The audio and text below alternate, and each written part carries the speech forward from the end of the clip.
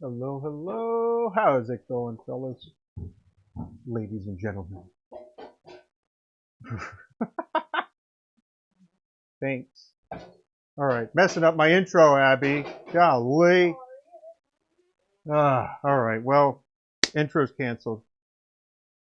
Intro's canceled. I'm just kidding. But what in the world? Why does the chat look like this now? All right, whatever. I'm just gonna roll with it. Anyway, so today you kind of saw the title. Going to be working on the Skew stuff. So, you know, Skew's been a pretty cool tool for a long time, and it's one of the most versatile spindle tools that I've come across. And I mean, it's probably one of the oldest, um, with no like curve or anything like that. Pretty straightforward when it comes to um, getting an edge on it. However, the bevel itself is one of those other things that I can't speak too intelligently on yet. So I'm not going to. I'm going to keep working on just trying out. I got a few different SKUs that I'll switch over and show you what I've got, and then we'll be working through a variety of different types of wood. Primarily going to be focusing on spalted maple. But yeah, let's get this scene changed up. Cool. There we go. So I'm going to be masked up. I'm just worried about the actual particles, wood particles. It's not worried about the vapors, so this type of mask will be sufficient for that.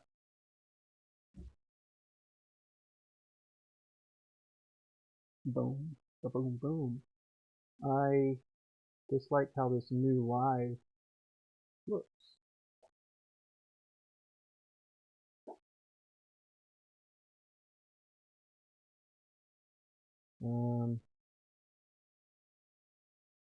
Why does it look like this? Hmm.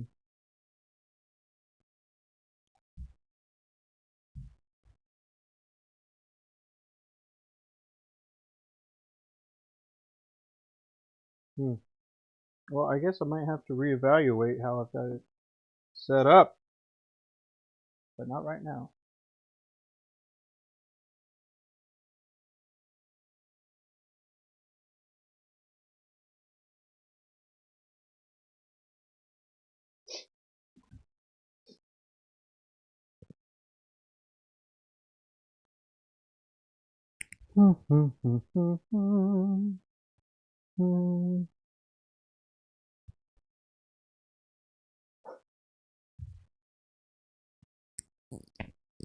So put this up here.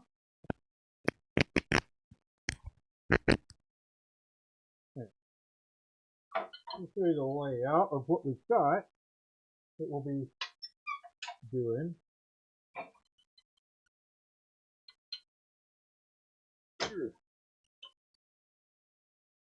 Alrighty.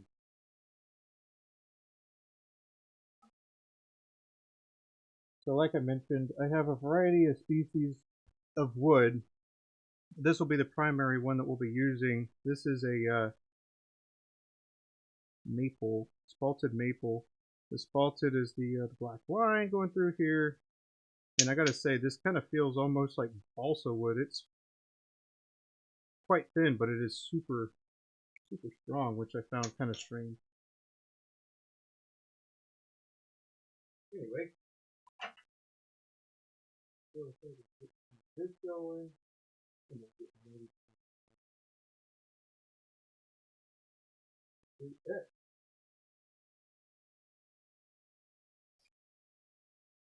So, need some tuning.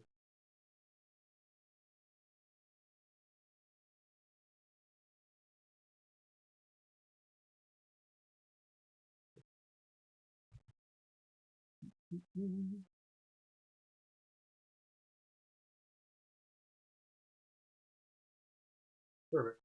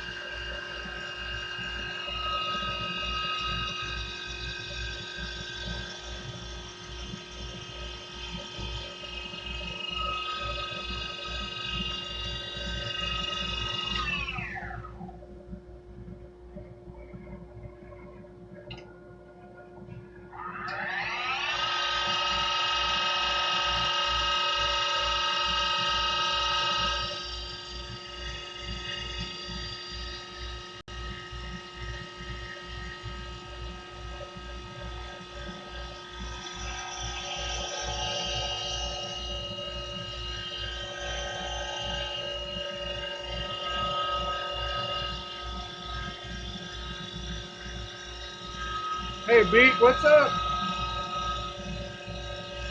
What up?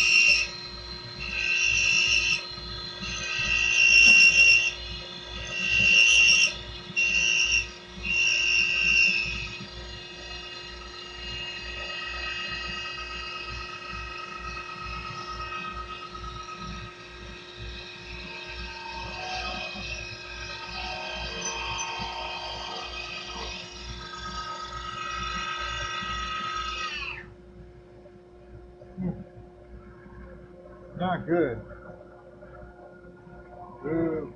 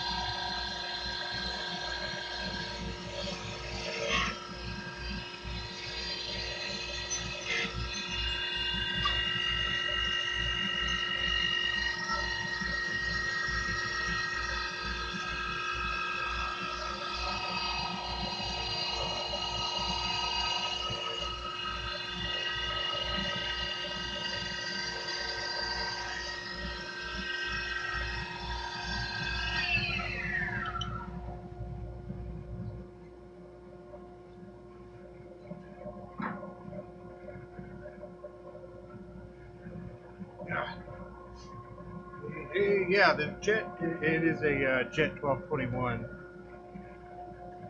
Had this baby for about 5 years now, 5.5 or so. And yeah, how you doing, Stylo? Yeah, thanks for stopping by and everything.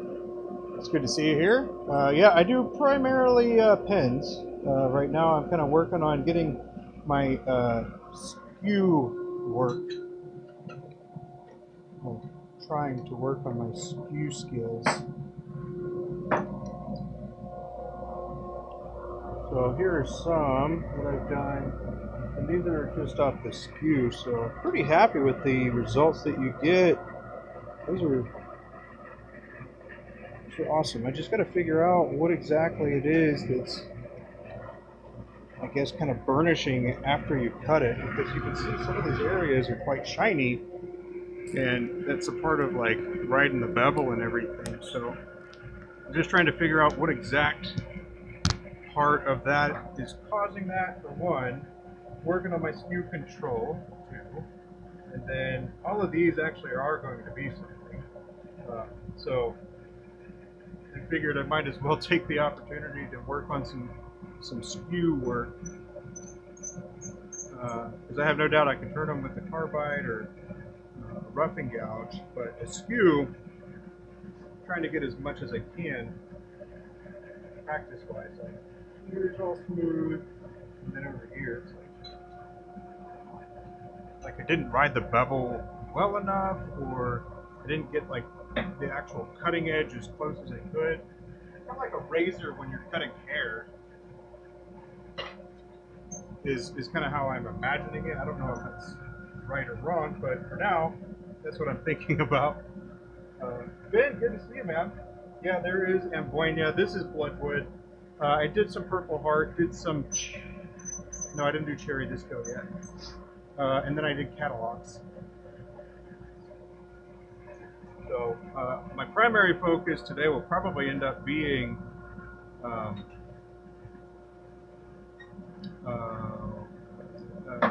spalted maple.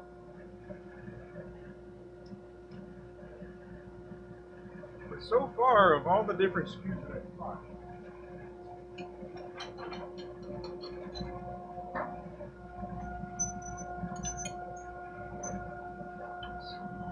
still in frame.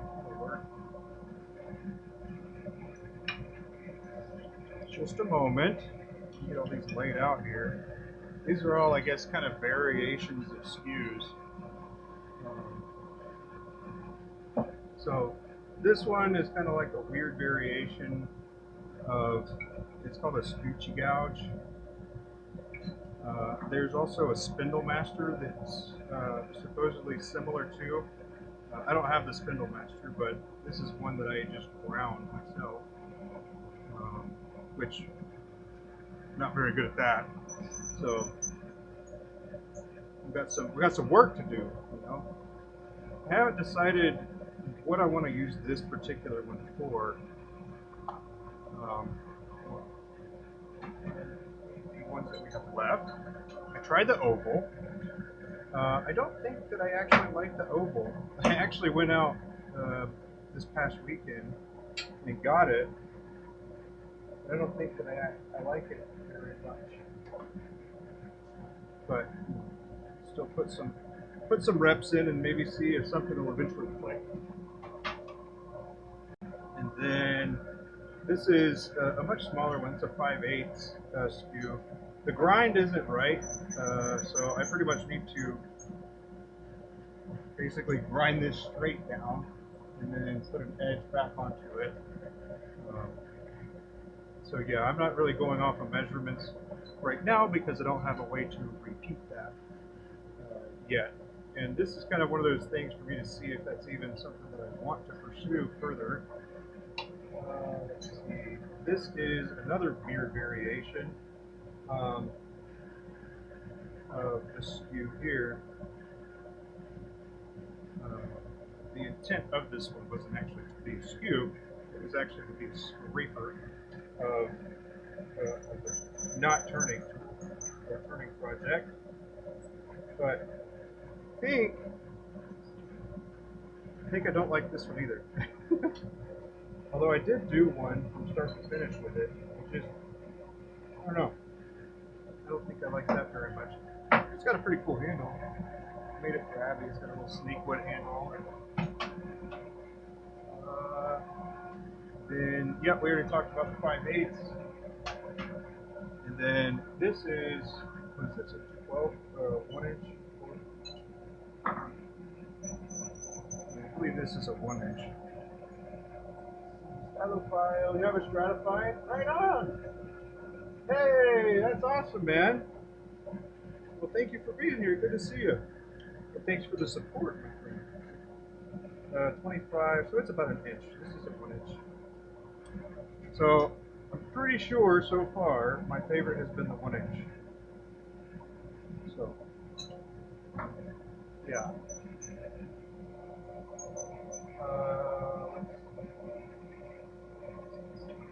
Quick question. Do I always use the same stream key? Yeah, I haven't changed it. Why? Do you know it? You'll override it? No. And then, yeah, man, of course. Glad to be able to do that. It was a pretty easy fix. I was able to get that cap back to the original size, but it just didn't fit how I wanted it to. So, yeah, I just ended up remaking it.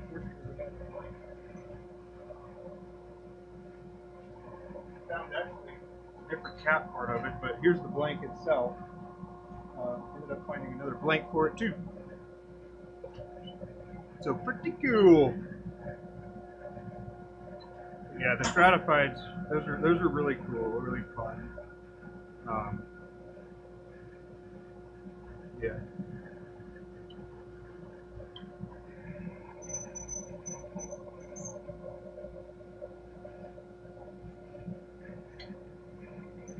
Yeah, we're gonna be working on this. So for whatever reason, Ben, you might know, man. Why is this like burnishing it so nicely to where I can't even see the cut lines? And for the record, I don't usually use high-speed steel. I should go ahead and throw that out there. I don't usually use high-speed steel, but you know, if I'm working on wood, I might as well spend some time and get familiar with it. Slows down productivity, but you know what? You can't put a price on knowledge, can you? Anywho, I'm gonna get back to it. Ben, I'm not sure. I mean, I understand riding the bevel, but is it like I guess the heel, well, not the heel. This is the heel. That's the heel. This is the toe. This is inside's like the bevel, whether you want it hollow or not.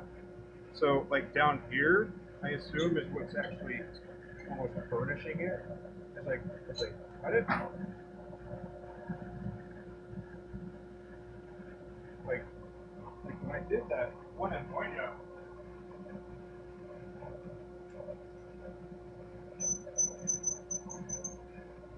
When I did this in Boya here, this is like off the skew. Don't worry about that little guy down there, but this is off the skew, and I think it looks better than some of the other wooden pins that I've seen around, even after sanded polish and stuff like that. So I'm pretty excited about this. If I can consistently do that, that'll be my goal. To be able to accomplish that. Anyway, let's get back to it.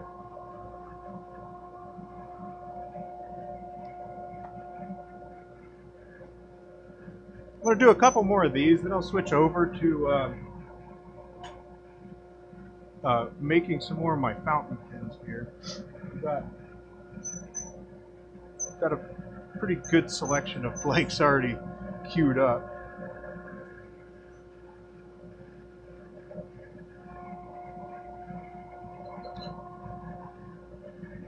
Don't shortchange yourself, Ben.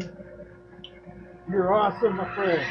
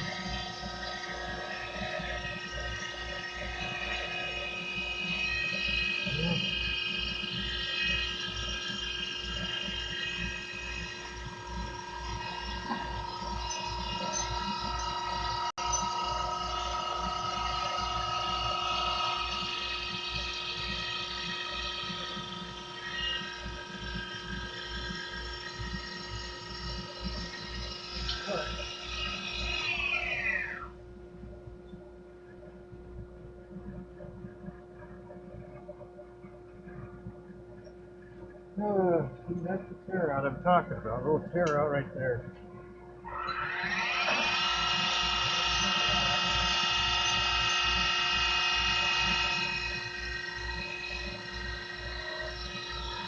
Ooh, there we go. Nice. Well, at least I reduced it. Yeah. Anyway. Okay. All right.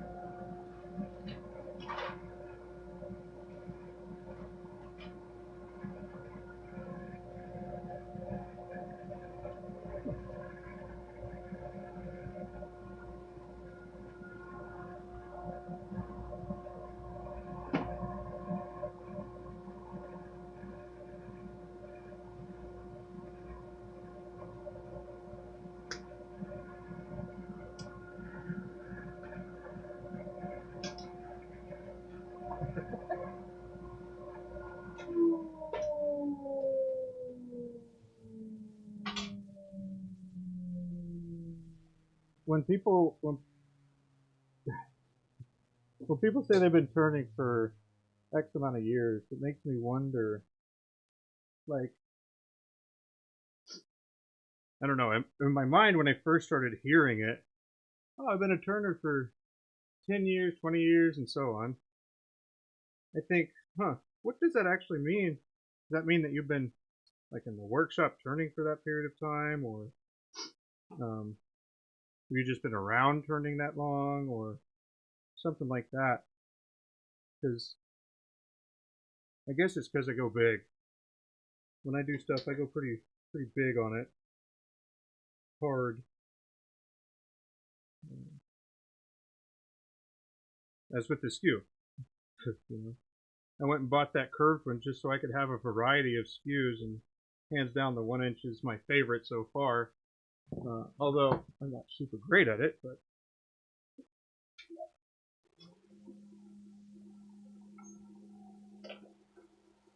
I guess I just wonder what people mean when they say that. How many, like, is it on how many things that they made? Is it on how many things that, I don't know.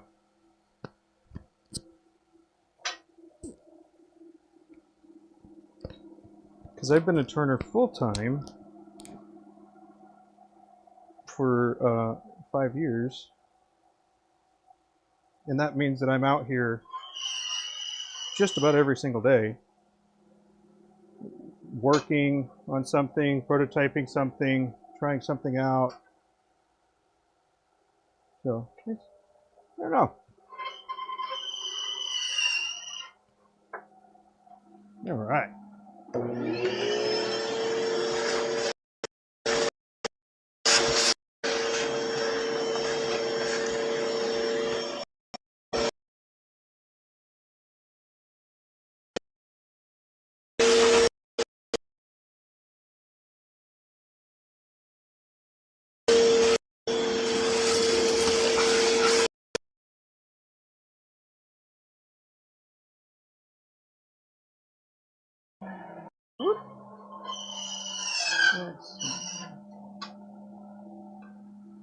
Oh yeah, they're in the drawer. Bum, bum, bum, bum, bum. One of these drawers, jeez.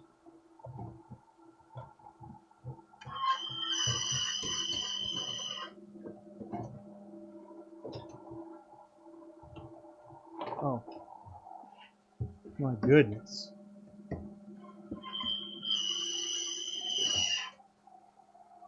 Alright, so here we are.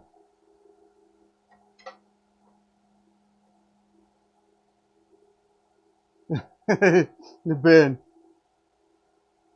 We have a few thousands on the lathe. A few thousand hours? Heck yeah, man. Yeah, peeps come into the shop and said they've been a turner for 20 years. Their stuff still looks not so good.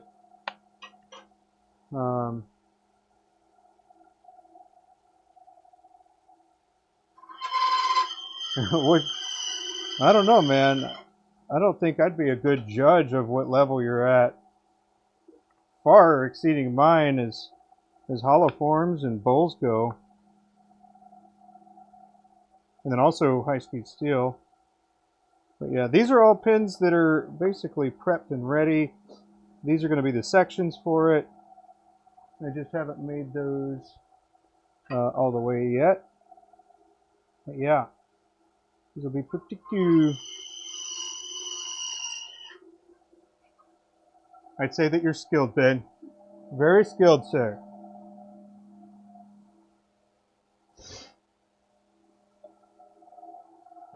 But I think that's one of those things where here's a personal belief, I suppose. I think some people, they practice until they get it right. And then masters, they practice until they rarely get it wrong. Something along those lines, you know? What in the world? I think that my overview cam has frozen. Where? Okay, that one's fine. The other one, I think, let's see, what we got here. Sorry, the overview cam is out.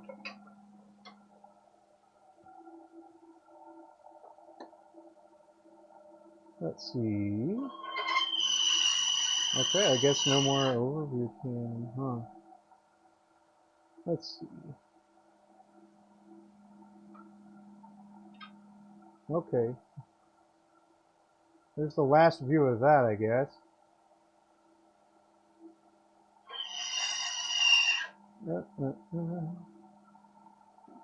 Sorry.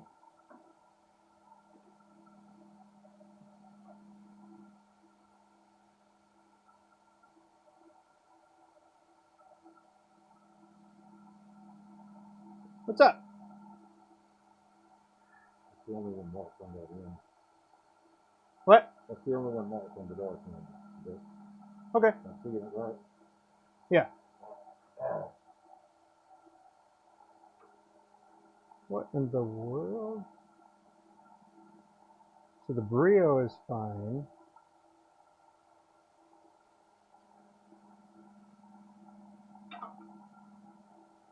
Okay. I guess we're just gonna pop this bad boy over. Transform counterclockwise. There we go.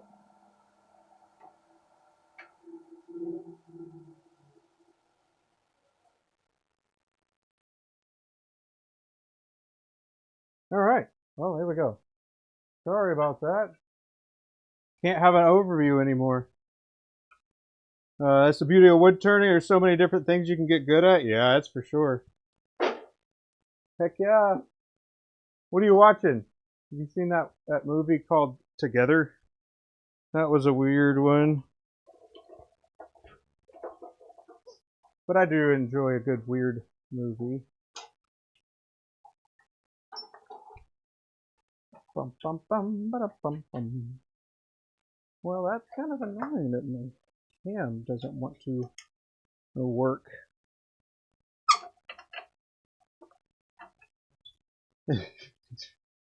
Yeah, but yeah, these are the ones that we're going to be working on here. I need to go center punch all of these because they're already ready. I just need to trim them down and then mark them for the length that they're going to be. And I would have pivoted the other cam down, but seems like we had some technical difficulties.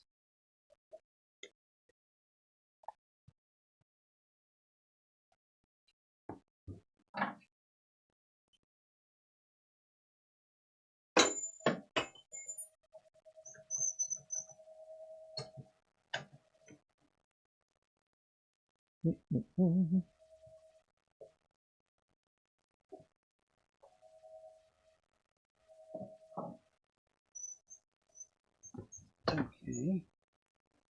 This goes to there, and then all the way over here.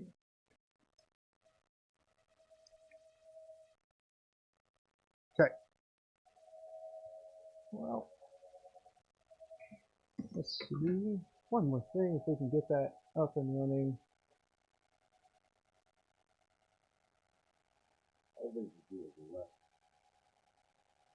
Yes. Hey, there we go. Now we're back. Oh, there we go. Huh? Hey, there we're back. Sorry about that, y'all. Okay. Now we're going to use this here. Let me vacuum it up real quick. To a more workable size. And then we'll go back to the wood lathe and do that. Let's see. Pivot this guy down. Boom.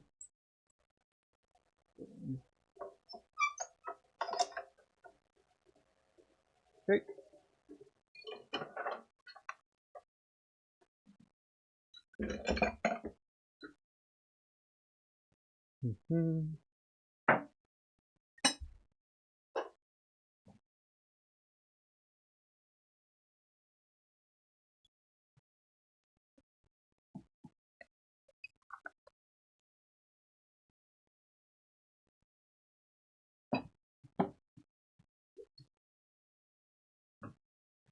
Okay, so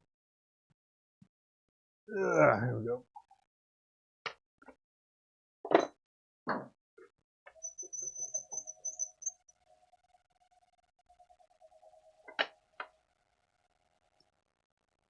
Just taking all these apart.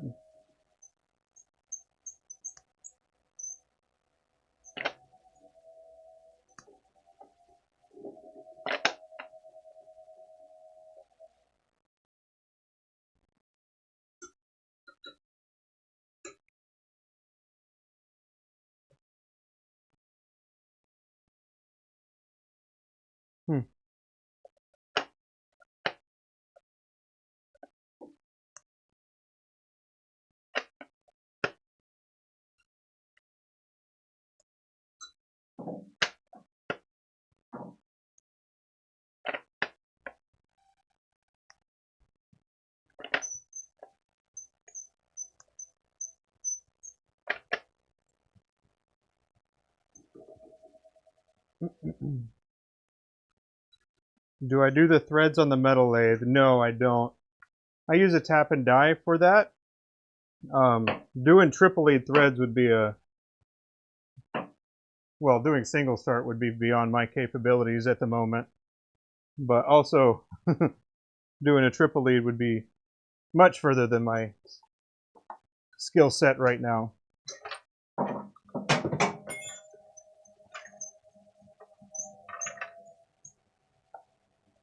All right, I'm going to point this down to the metal lathe here. Really, the only reason I use the metal lathe is for trimming things down and doing the tap.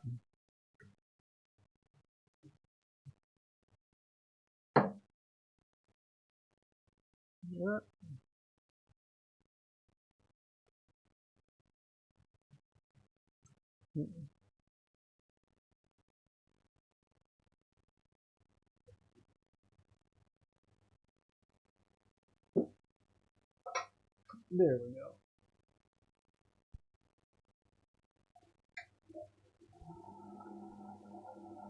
Okay, there we go. But yeah, I hope that package gets there nice and safely. We've had one package that somebody ordered that it landed to them, and man, it was beat. Looks like somebody ran over it. Kind of crazy.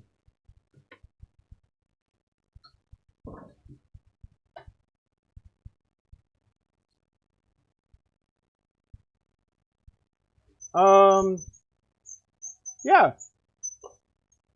Well, you'll see what I use the metal lathe for, and then the wood lathe I use for the final shaping of everything.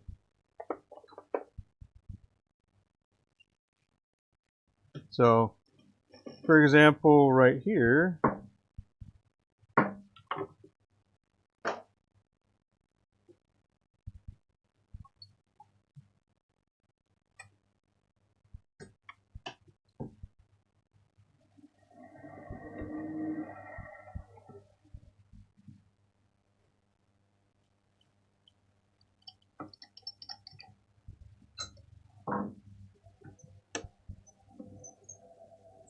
I'm getting all these center punched right quick.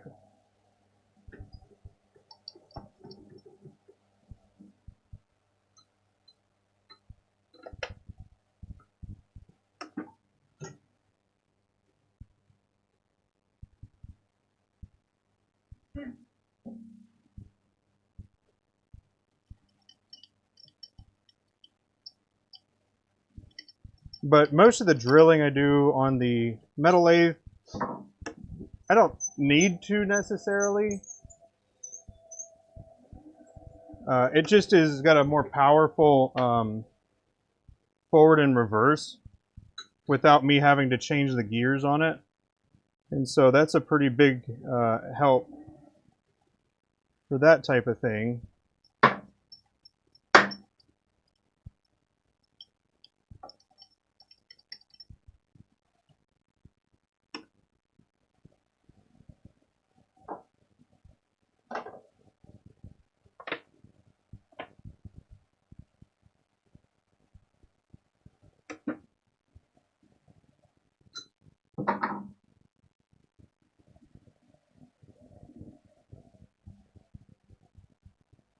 But yeah, I know that there are some people that make them on entirely on a wood lathe, and then other makers they entirely use CNC except for the sanding and polishing. And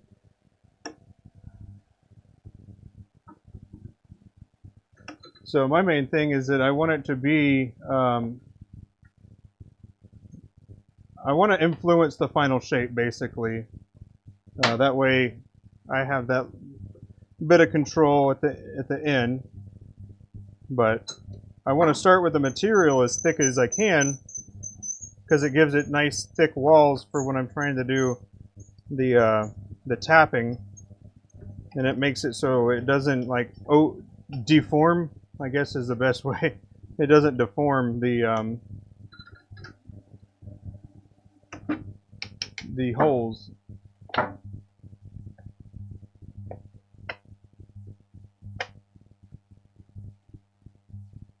So the blank turns evenly on the wood lathe? Yeah, it does.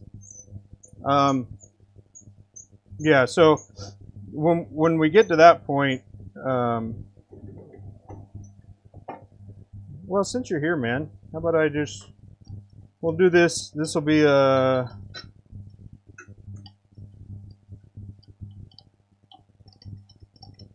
just show you. I'm going to finish doing these bodies first right quick, and then I'll be trimming them down.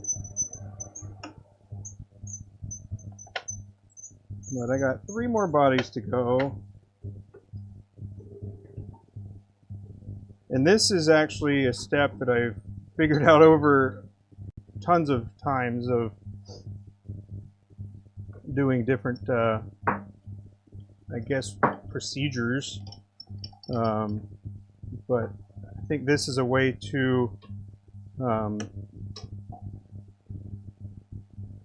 guess, bypass the metal lathe if you were using that to true up blanks. This is a way to kind of not need to do that. So I don't think it's necessarily a well-known thing, but I don't know. I don't usually watch other pin makers, or there's not very many other pin makers that actually show what they're doing. But since I was since I kind of stumbled through the whole thing myself, as far as learning how to do it, you know, I don't have any problem showing it.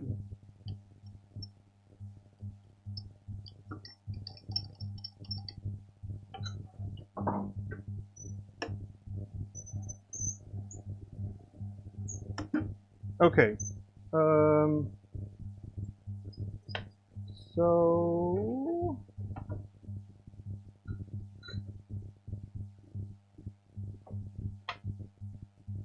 alright, I guess we'll just start with this little guy right here. So it goes onto the lathe.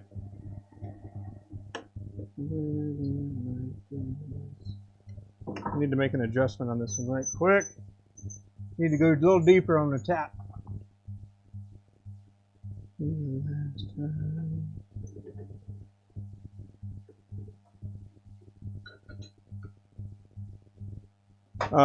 And for, I guess, your awareness, the barrel itself is on the inside, it's a M10 by 1, but the external threads are M13 by 0.8. And the outer is a triple lead, and so it reduces the amount of rotations by, and it's based off of the travel, so it basically cuts it into a third.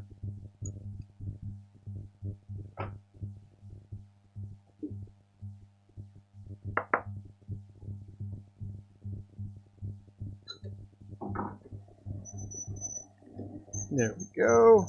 This can come out.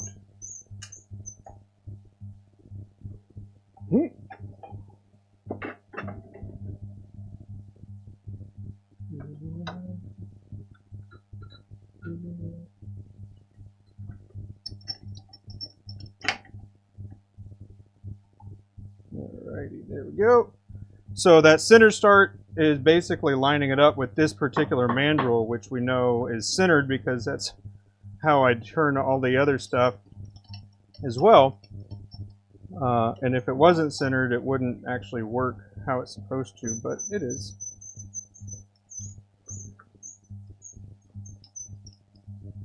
Then the other thing is this. So this is pretty much the whole reason, I guess the second other reason I have a metal lathe.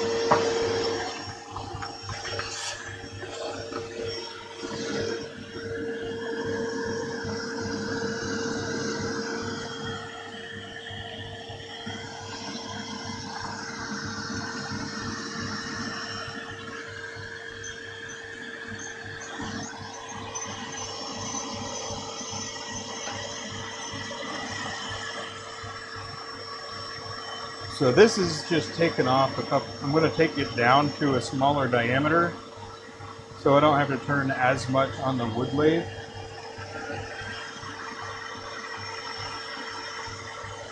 And it gives me plenty of room to do some of the other shapes that go along with it.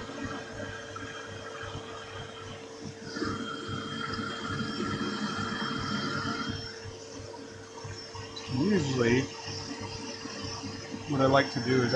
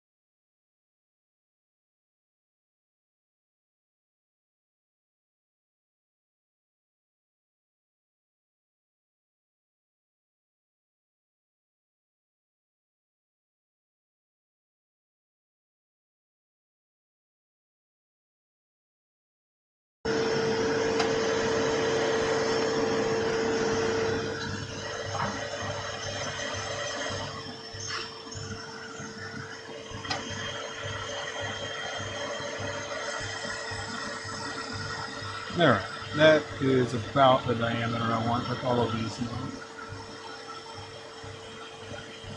So doing them in like sets is kind of, it's beneficial because everything's already set up for it.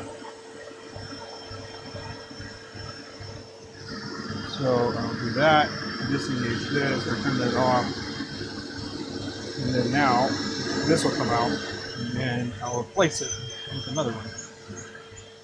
And then we'll run the carriage on that. And then we're also turning, there's a little wonk at the end because it's not supported.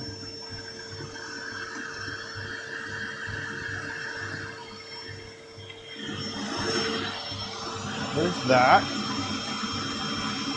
Uh-oh.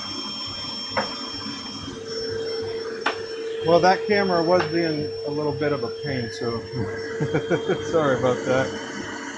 Pretty unusual. I've never had that happen. So I don't need to reset.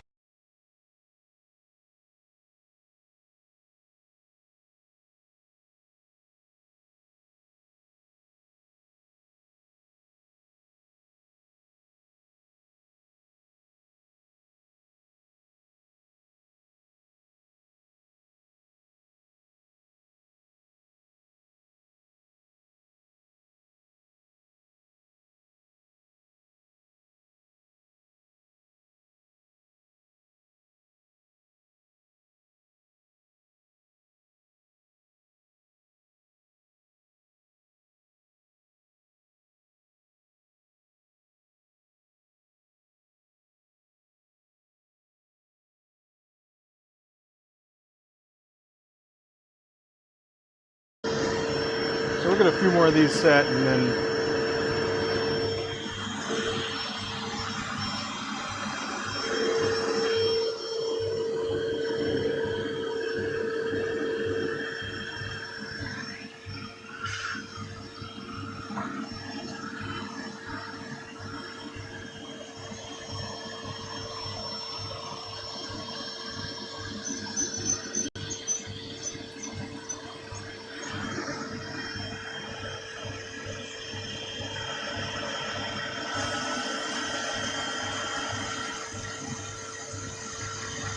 next.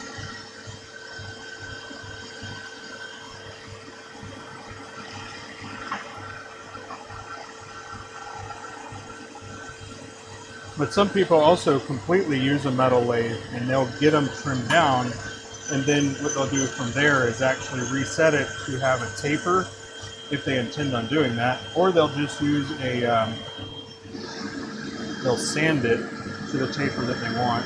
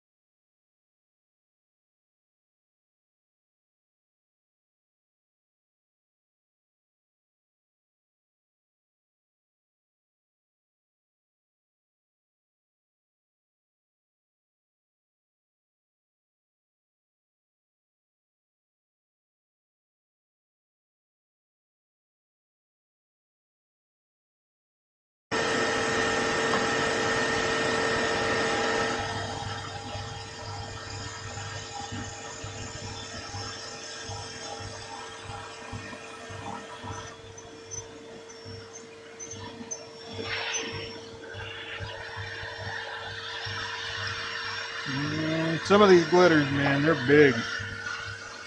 They like to chip out and leave little textures on the surface.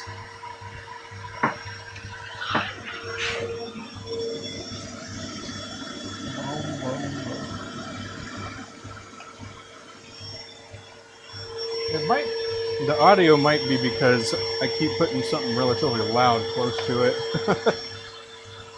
And it doesn't like it when I do that. Because it cancels out, so it's not so loud on y'all.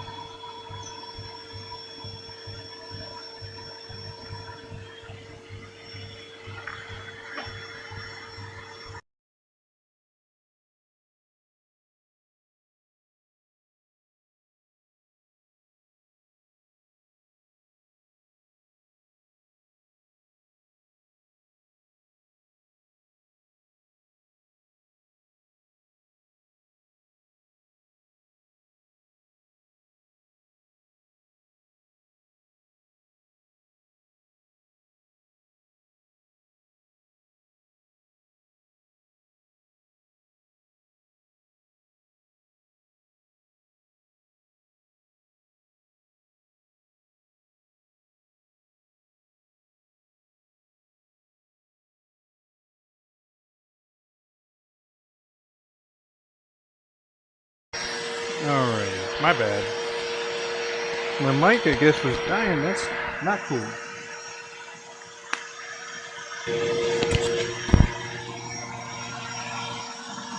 Alrighty. Hey, what's up, Brian? How you doing, man? Just messing some stuff over here.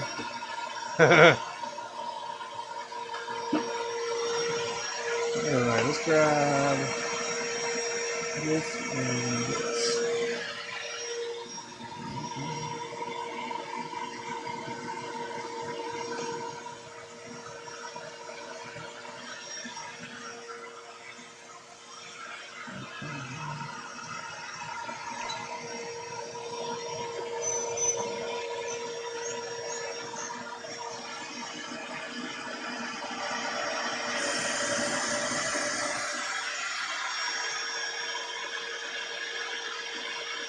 Did you pour the, yeah, Abby makes all the blanks that we use. Obviously not the wood ones, but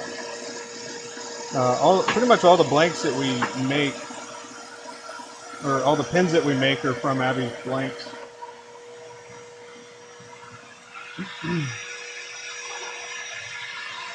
And thank you very much.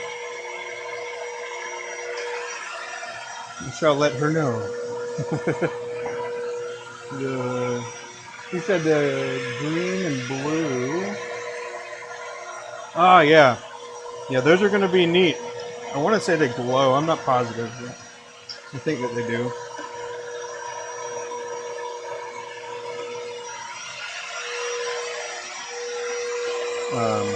But this one here,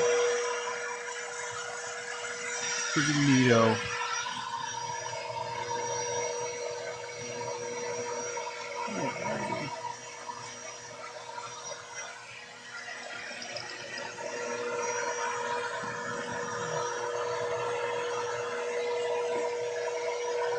Okay.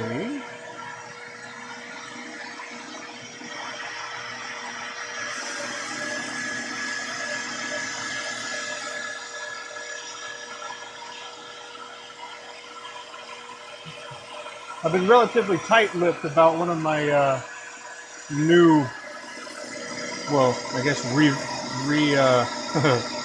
introducing my Bastion model. I just didn't like how it was before. And so I've got a set of pins that I'll be working on that are for that.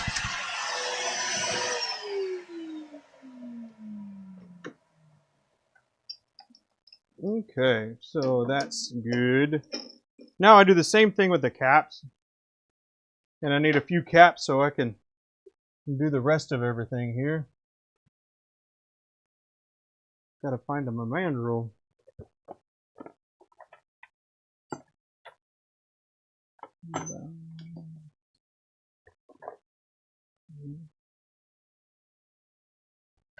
Let's see, where did that go? I think that's a 12.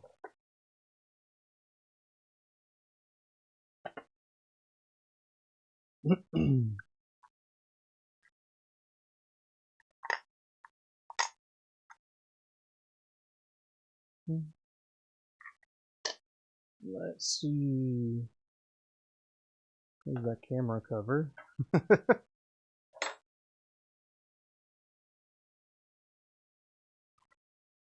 Where did that go?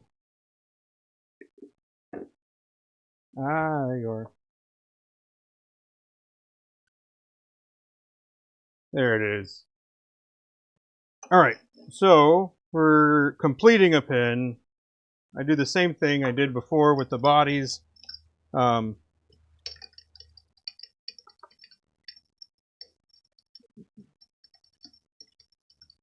gonna pop this live center out. Oh yeah, that's right, that's right. I did show that on Instagram this morning.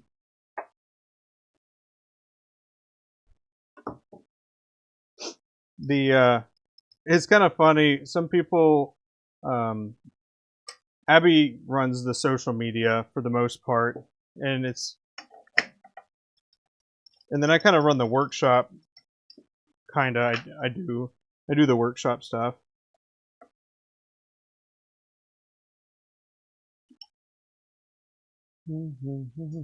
Hey, come here, come sit. I have like 2 minutes and I gotta go. I was just tell you that your sister and Beth are coming by right now. Hold on.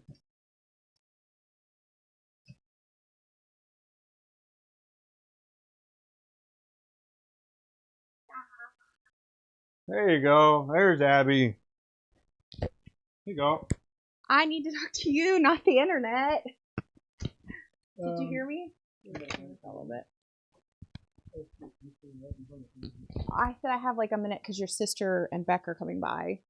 If you want to come see them for a minute before parent-teacher conference, which also, do you want to go to that or no? I'm busy. I know. Sorry, I was going to tell you hello. Somebody that there's some Firehawk off too. They didn't say their name. They didn't say their name either. So I was keeping that. Yeah. It's shipped. Yeah, John remade the cap. Looks fantastic. It's so hard for me to stand here and talk to camera because the chat's over there. So I was like trying to read it, but yeah, remade the cap. We still don't have. I have no idea how that happened. John thinks it might be a temperature change of why the cap did that. But either way, got a brand new cap. That one's being sent with your stratified. So super excited. I know who you are. John was just saying he wasn't sure if you wanted your name put in the chat or not, but yes, Gerald, yours has shipped off. Very excited for you to get that, and I hope you love your stratified. John's working on a bunch of new pens, which I'm sure is what he's been showing off. Also, if anyone reads Pen Addict, our article that Caroline Fiddle Twist, I think is her Instagram, she just wrote an article about us, and that is up on penaddict.com. So that's pretty cool. Yeah. Did I pour the green blanks? Which ones? Oh, I poured all those blanks, if that's what we're talking about. But yes, I came in to say hi to John real quick. I have been packing packages in my office, and one of his little sisters are coming by with one of our nephews. So I am gonna go hold a baby here in a minute. But yeah, I'm excited about some of these new pens. We also have a few over there that are finished, and a lot of these, what we've been doing recently is doing kind of some tests with fountain pens and some of my different style blanks, because we've been turning stuff and making blanks for 5+ years now, and I do a lot of different style of blanks. This being ones that normally we previously wouldn't use for fountain pens. Different types of glitter, different kinds of materials in there, but I'm really happy with the way they're turning out. So I'm excited to do these kind of like little mini kind of releases of some colorways and stuff. What else, John? You're doing good. No, I gotta go. Keep going just a moment. Fine. You're doing fine. We got a dog down here. But yeah, should be a good article. It was fun. It was a fun interview, and it was it hit the right tone, I guess, for us. But seriously, I'm going. There's a baby here. Okay. If you can do a be right back, you can say hi. Bye, guys. Later. Can't leave. Whoop. Hey, sorry. Whoop. Going for a ride.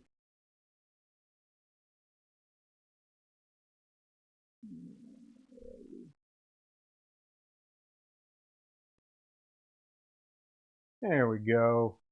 Okay. Still working on little center starts here. That's what we're doing.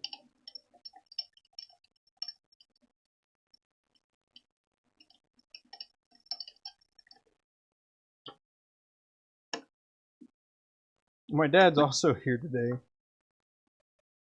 I have him, I've got him working on different things here and there. So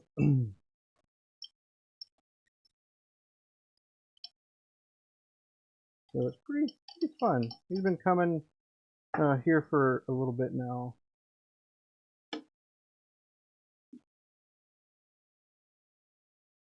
Okay. Okay. Now we'll go back. Start from over here. So just need to convert this over.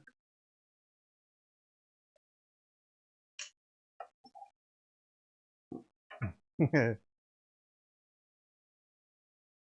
great you could do this and make a living. Oh man, I appreciate it. It is pretty cool. It is really cool. But yeah, I always like to. It wouldn't be possible if we didn't have people that were interested in it or didn't want to kind of see the or wanted to just kind of do away with some of the older ways of making pins, just one at a time and stuff like that. Yeah. So the caps use a larger mandrel, indeed.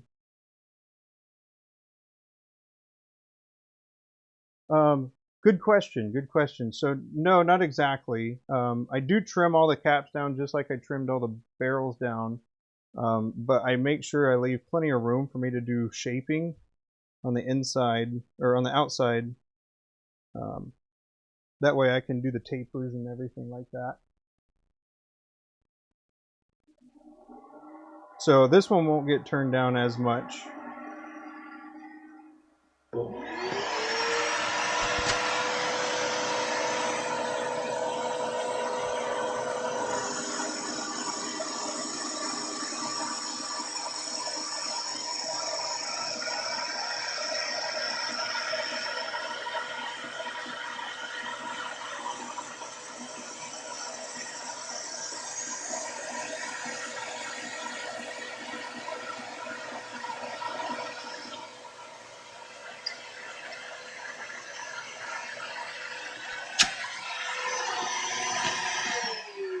Boom. The vacuum is tired.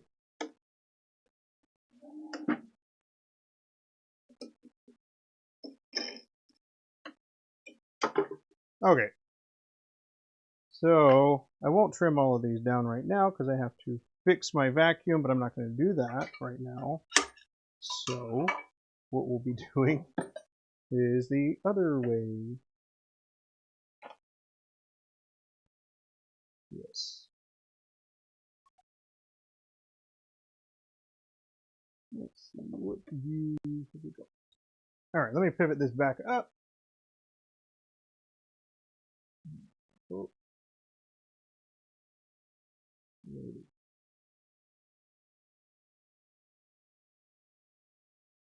There we go. Hat was backwards so we didn't have to hit the camera.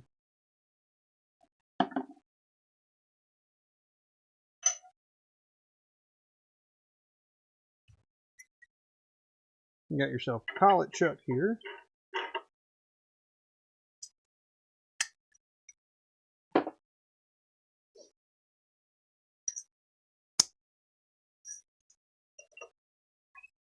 Oh.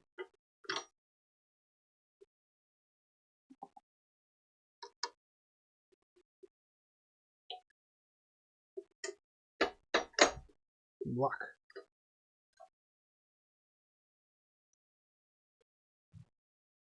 No, not the cap. I don't want to do the cap first. Do the barrel first.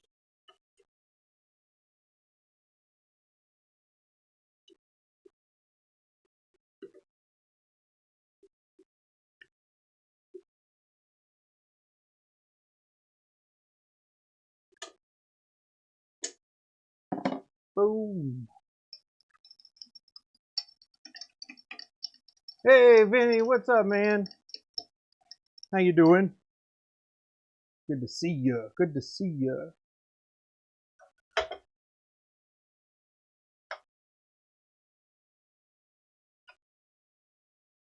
Okay, so the other thing that I need to do is measure everything. So this is now converted over. And then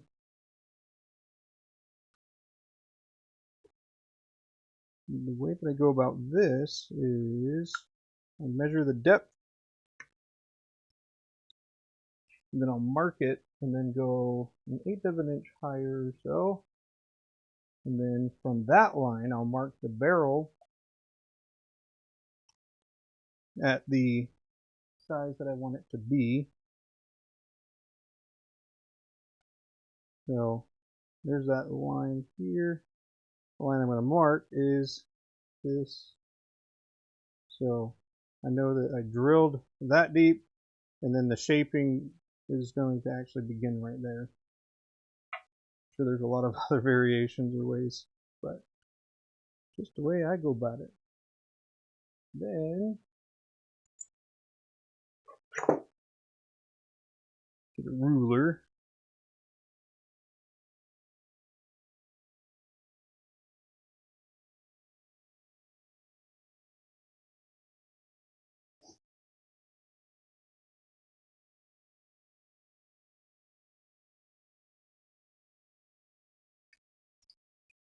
And then I do basically that on every one of them. So this inside here is going to be where the pin actually is coming from.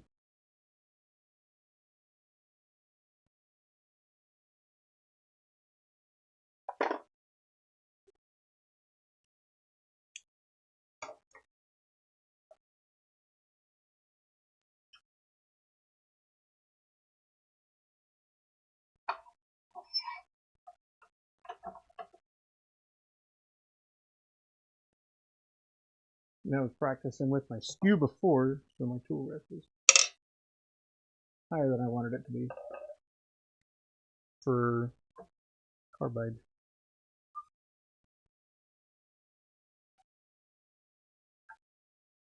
But yes, I suppose this is a relatively decent stopping point for now.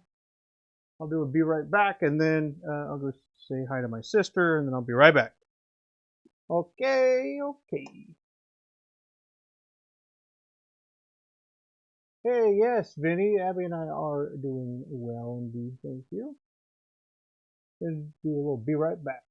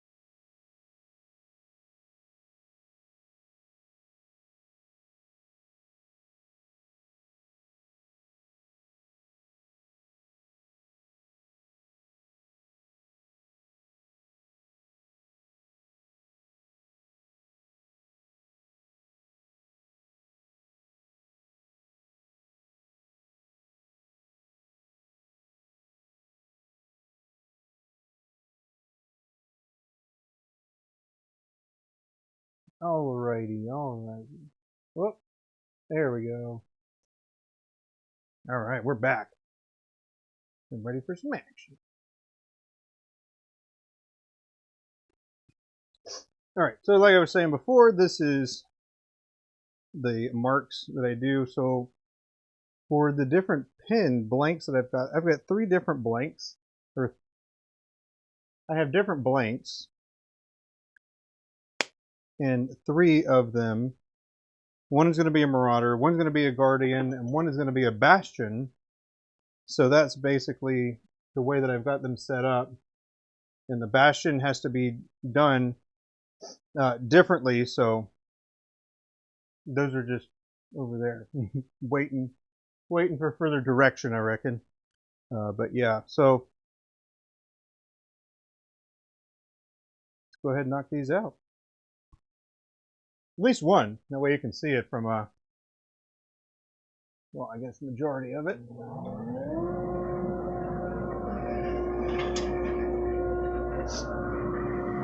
I love sharing this type of stuff. It's fun.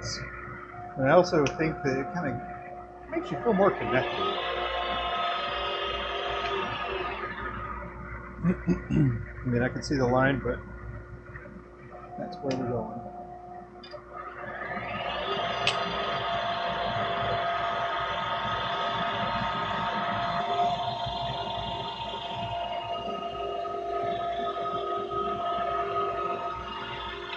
Get out of there.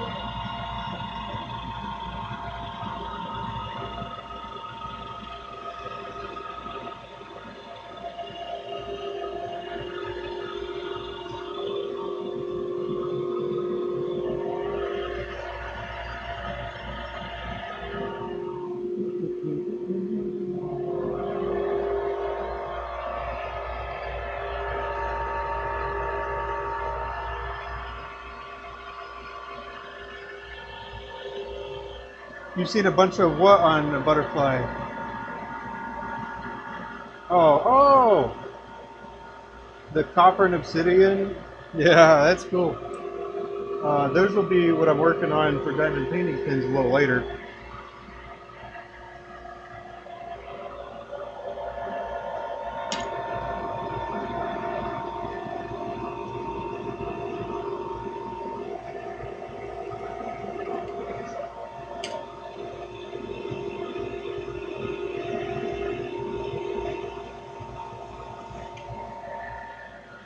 Way. It's like a switch. I'd be really surprised if somebody got that reference.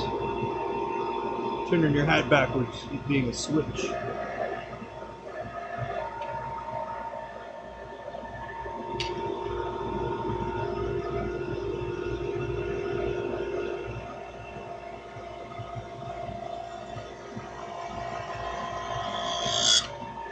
Alrighty. I'm going to set in the front part here, so make sure I get it just how I want it. Little slight recess. So some people use a parting tool for this. The reason is for the cap not to get stuck.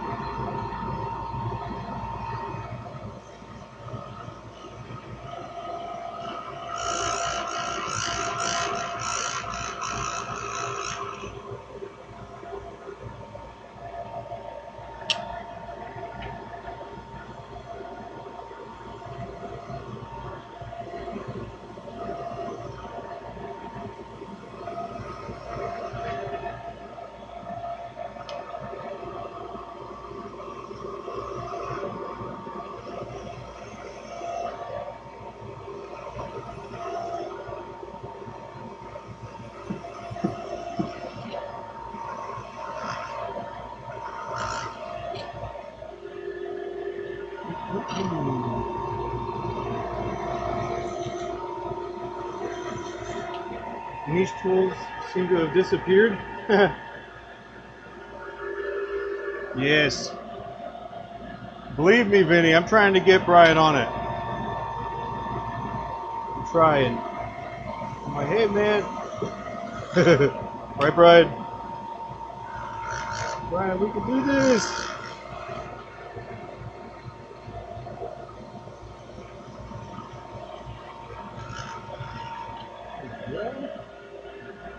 That's pretty good. So as for the profile goes, or as far as the profile goes, looking pretty good. A little thick still, I think.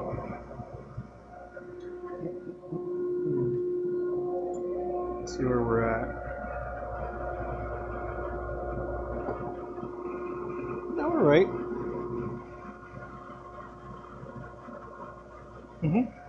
Pretty good. I guess it feels like it's been a little while.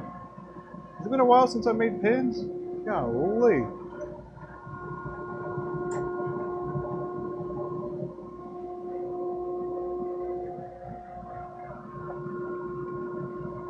And then, in this case, this is one of the great tips to part with.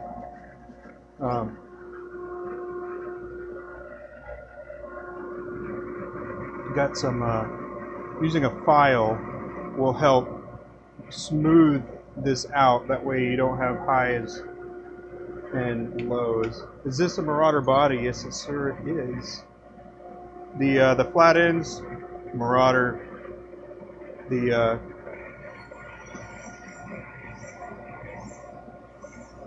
Guardian is a rounded.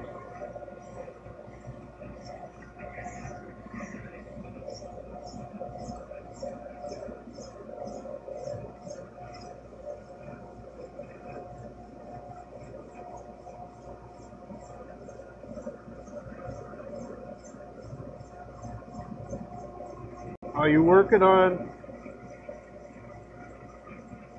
You working with somebody? Oh shoot. That's a bummer, man.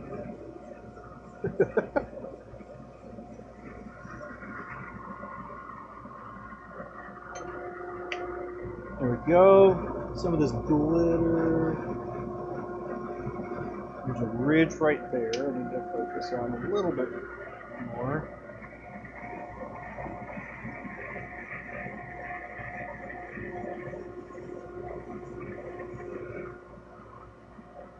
There it is. All right. There's that.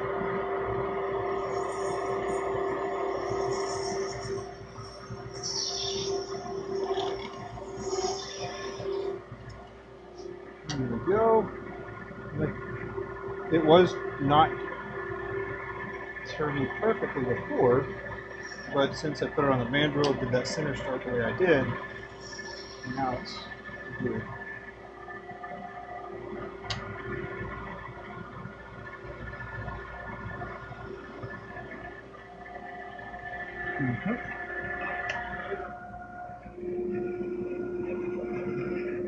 Okay, cool. That one is almost ready. Vinny, you like the file technique? Yeah, man, it is. It really is really nice to be able to do that and then kind of level out the surface much better before getting into the actual other sanding part of it.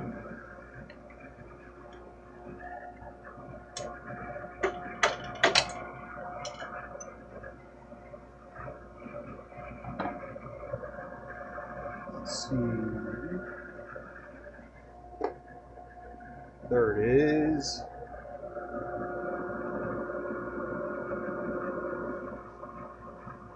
And then the reason this stops right here is because there's a shoulder on the inside of the cap that's about right here.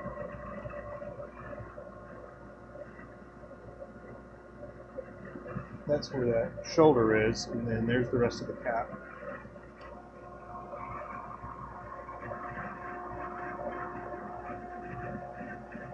Yeah, I mean, that's a good way to do it.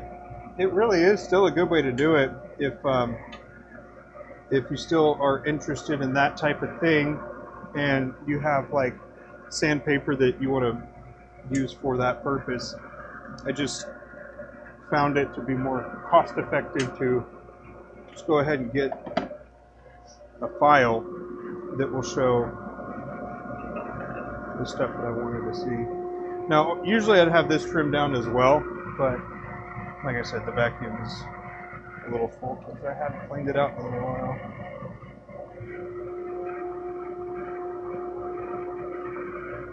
But yes, this will be its cap.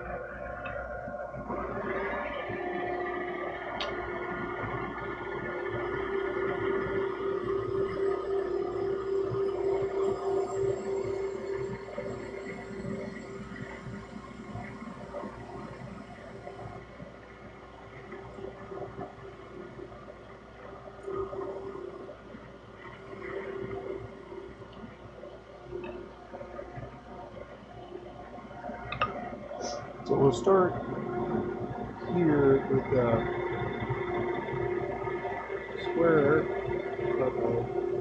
the way I can dial it down to the diameter I need to do. And it's slightly larger than the mandrel, because the mandrel itself is 15 millimeter. If you didn't know, that's what it is.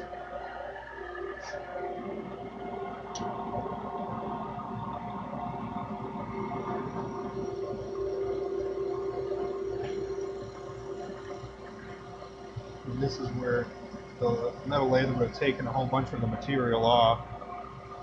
But since I used to do this on a wood lathe before I had a metal lathe, this just takes me back.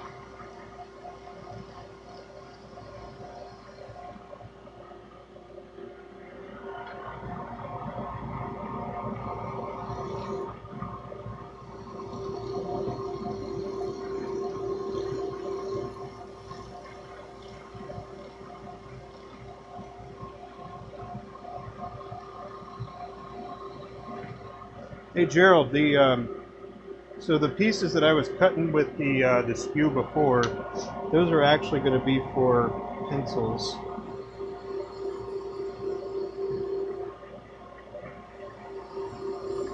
I don't know if you've seen the Forever pencils there, but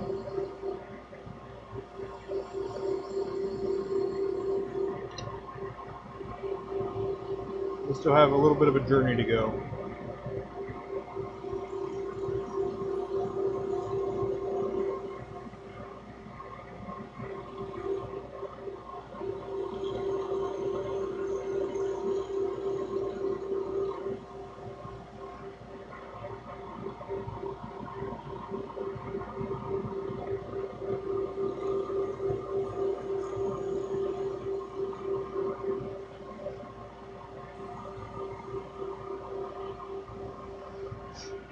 It does make it easier when you're able to start from a flat initially, because from here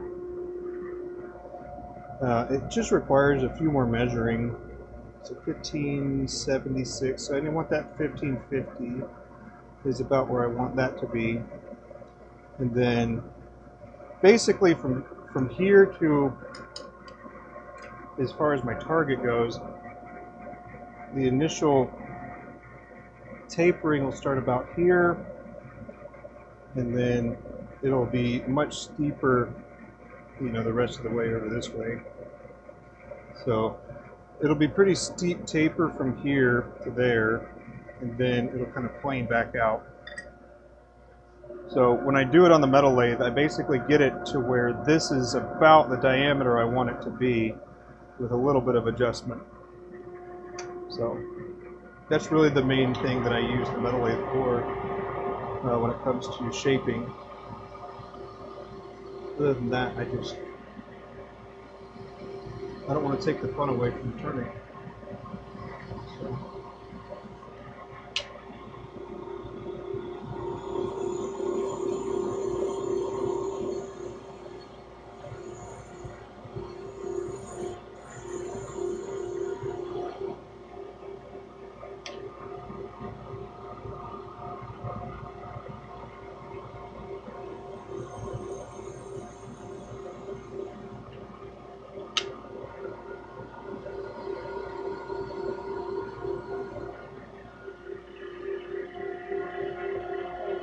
then as I start getting close,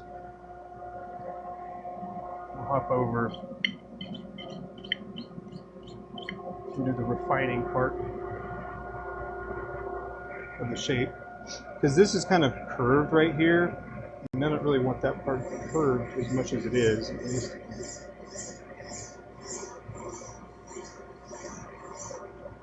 So that flattens that part out. And this will take it down just a little bit further and smooth it out at the same time.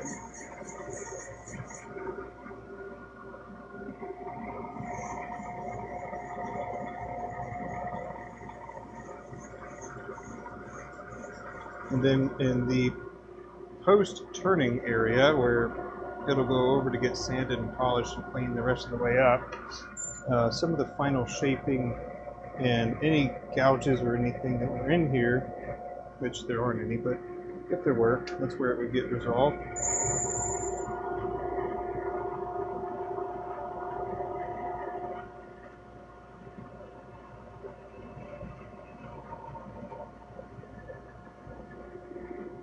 Yeah, I'll show you the wall thickness here in a moment.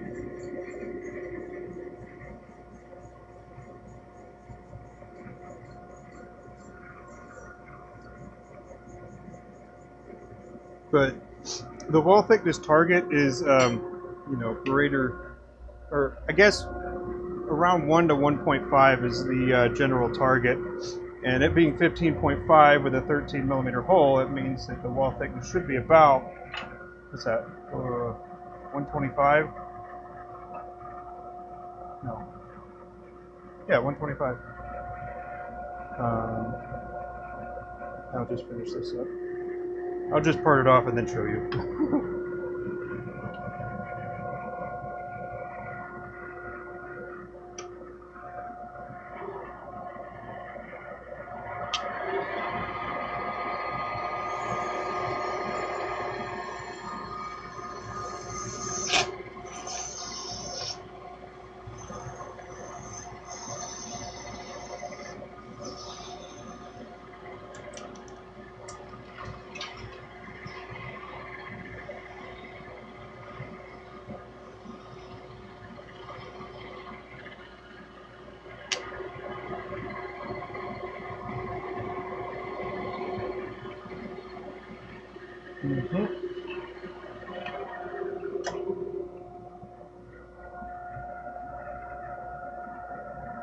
Mail is here, right on.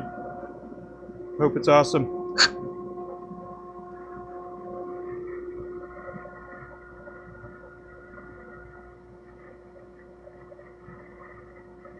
Okay, so the wall thickness is about 2, which is the goal. There we go. And there's that one.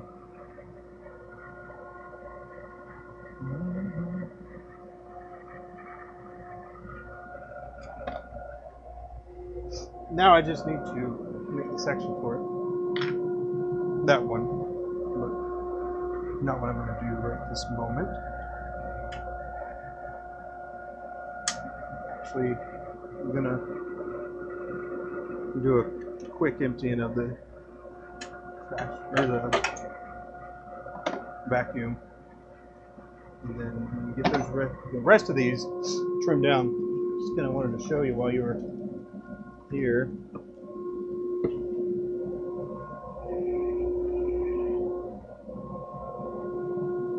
It's down here. Don't mind me.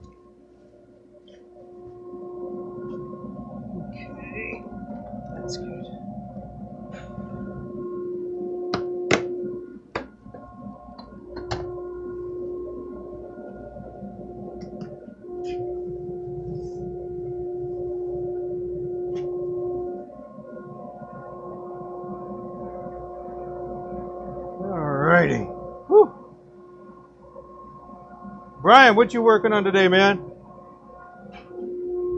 Is that house completely done? What you're working on?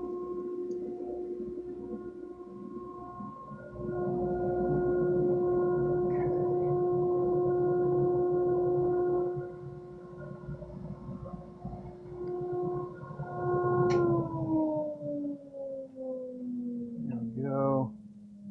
I am going to move this camera around actually. So hold on. I'm going for a ride. Whoop.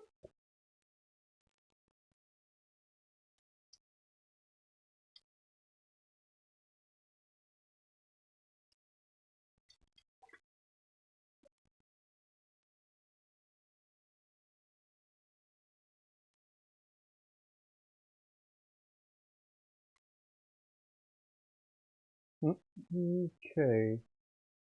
Let's see what I got to do with this.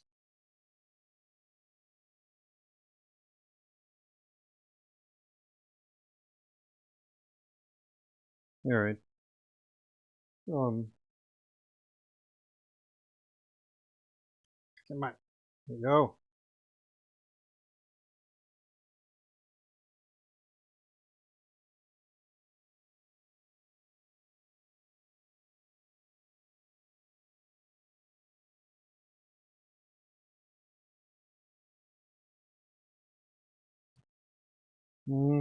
Sorry, friends. If I was a cameraman, it's all backwards to me.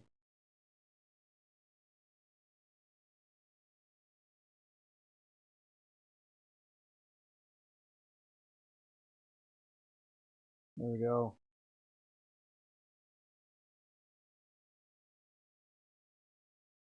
Now, a little fine-tuning action.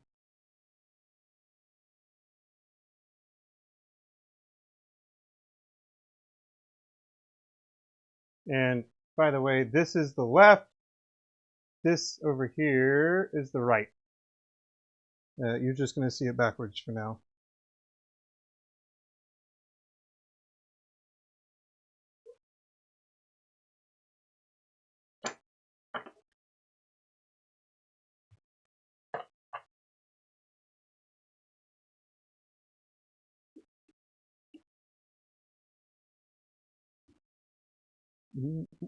Okay, sweet.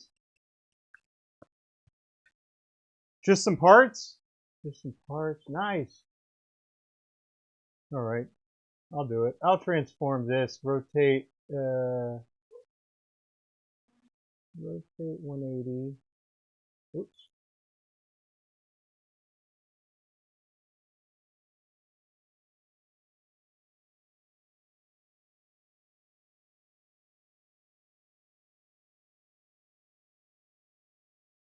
There, that'll be nicer. Hey, that's good to hear. Firehawk and Stratified arrive safe and sound. Good to hear, man. Love it. Okay. I hope they're awesome. Hope you love them.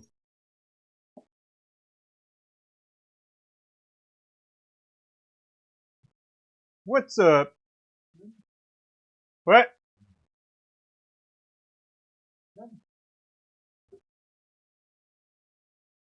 There we go. Woo! All kinds of camera angles.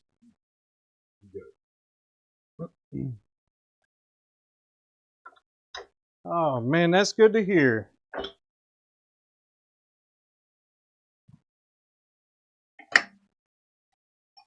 That's good.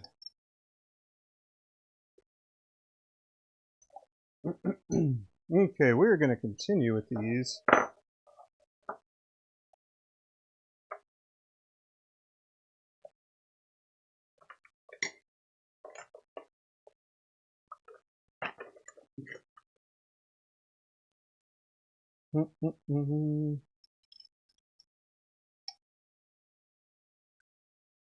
Okay, it looks like I got most of the barrels already set.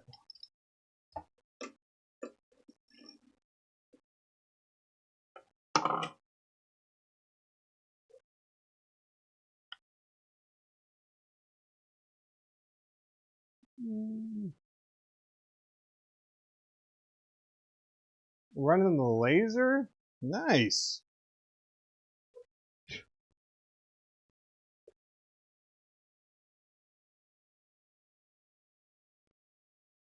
Oh, what am I doing? There we go.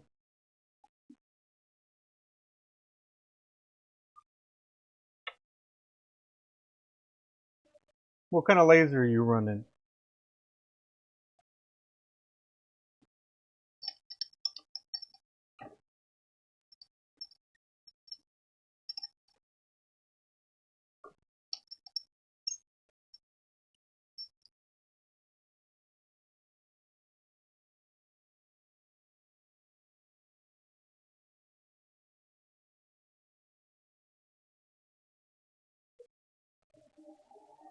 All right. That's good to hear about the cat, man. I'm not sure what happened with the other one. But yeah, thanks for giving me the opportunity to make it right. I do appreciate that.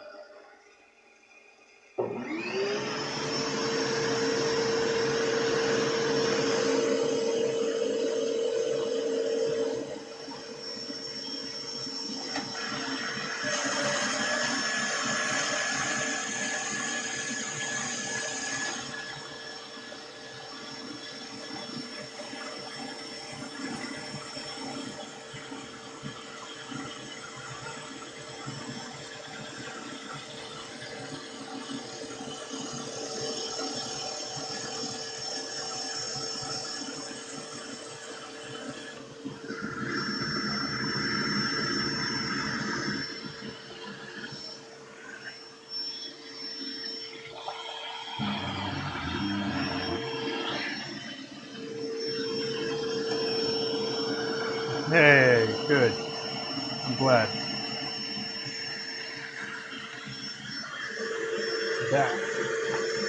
That's what it's supposed to be, man.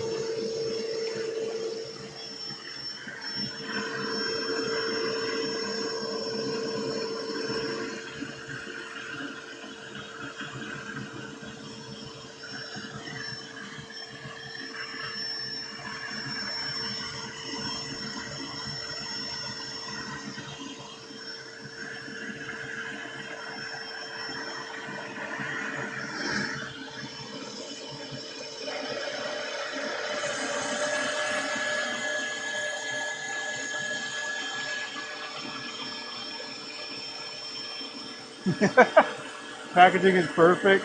Wish all makers would include the blank name and model and stuff. Yeah. Yeah, we had cards made up for that very reason. We even had a when it was crafted, but it wasn't something that was able to, like, I don't know, time stamping, because by the time I make it and then by the time it gets done, those are two different dates. So it's like, well, which one should we put? And it's like, well, let's just take it off. And, you know, I don't think we've had any complaints about that.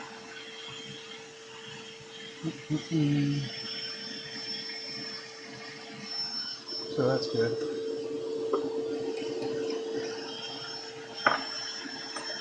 Brian, it's not on. Not on. You didn't see anything. Brian likes to tell me that a key shouldn't be there.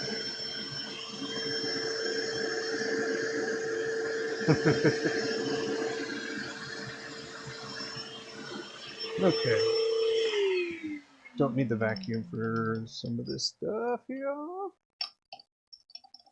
Let's see. Mazak 2500. Whoa. That's fun.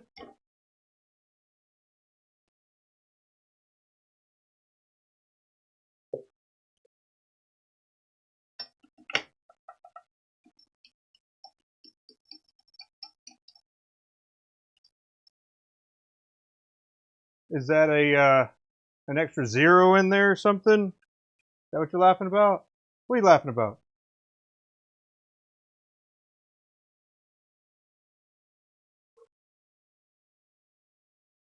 2500 sounds like a very high, but I don't know anything about lasers, so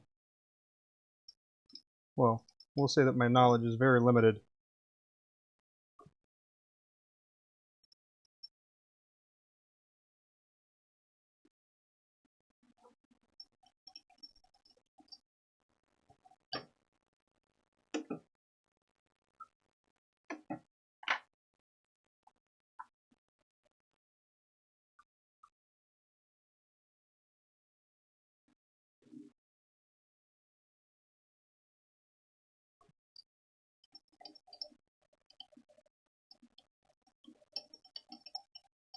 No extra zeros. It is a 2500. Wow.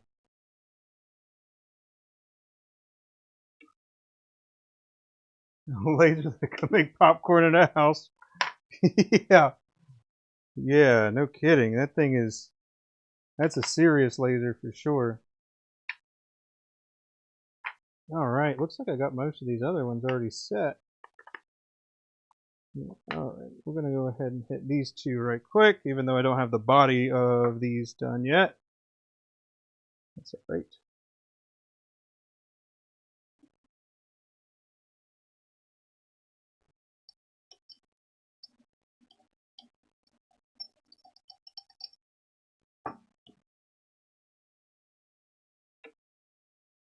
Ooh, 3/4 inch steel.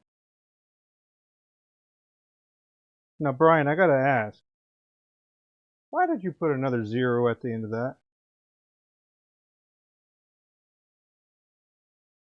You put 0.750.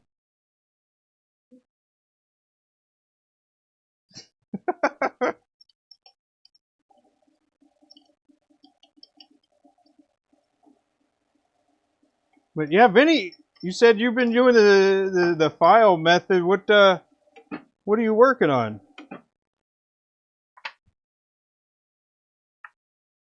Okay, these are good now.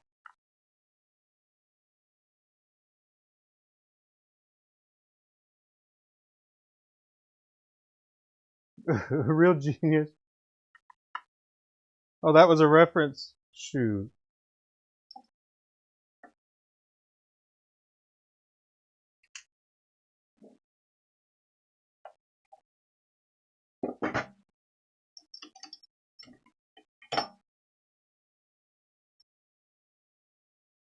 Why is zero after? Yeah! I was taught in math Skew that if you're going to put a zero, or you should put a zero before the decimal, that way it's identifiable as, hey, like another, I guess, kind of a flag to draw attention to your eyes when you're reading over something, because you might miss the decimal if you're just breezing over something.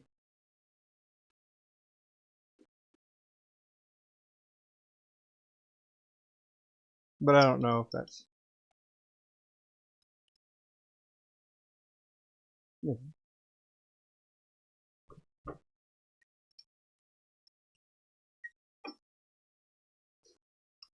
Okay.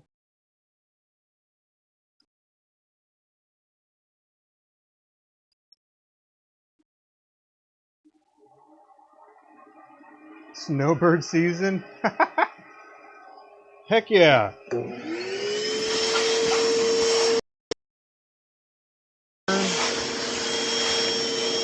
Because I only heard it when I was in Tucson. They're like, oh, well, the snowbirds are gone. That's why the traffic's so good. I'm just like, what? What are you talking about?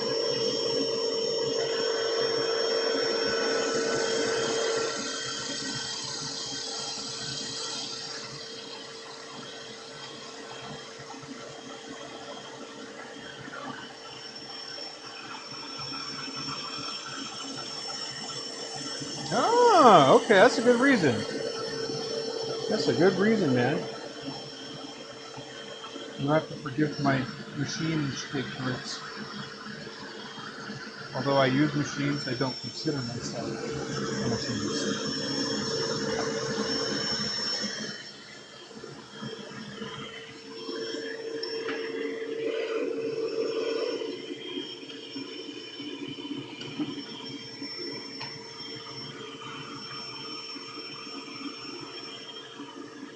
Yeah, it's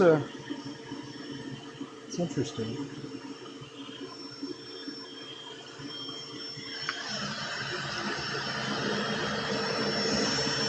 I know just enough about machinery to be dangerous. Living life on the edge.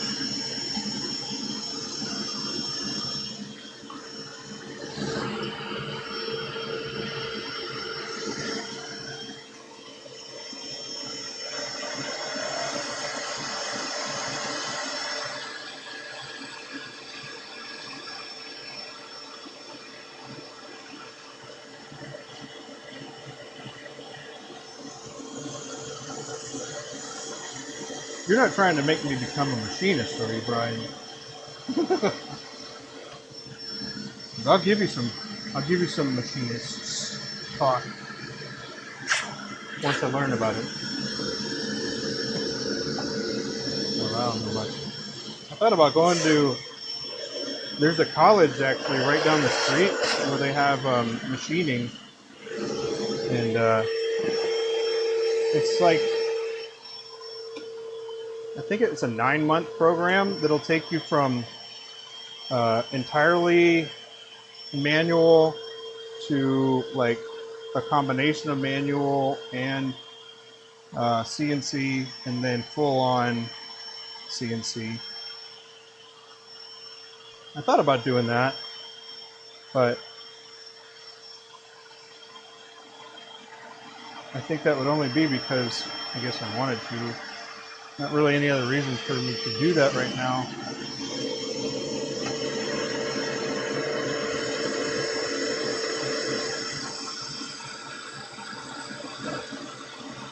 Sewing stuff, right on. You using some Susan baits? Some Susan baits? Crochet hooks? We thought about crochet hooks. I mean, that's been on our radar for a long time, but we can essentially do what we're already doing and then just kind of have a small hole drilled in the first place. And then if they wanted to have a different size, we just bore it out some more in order to facilitate that. But there's only so many hours in the day. Believe it or not, there's been more people asking too about it, so it's pretty cool. Definitely people like some nice crochet handles.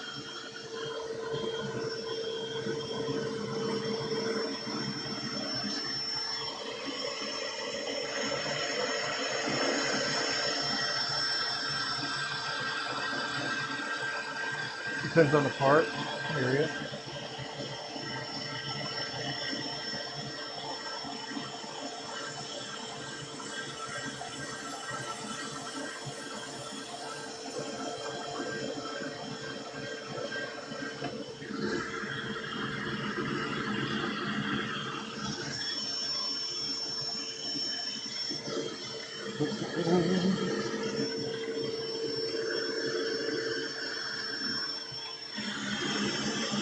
We're getting there.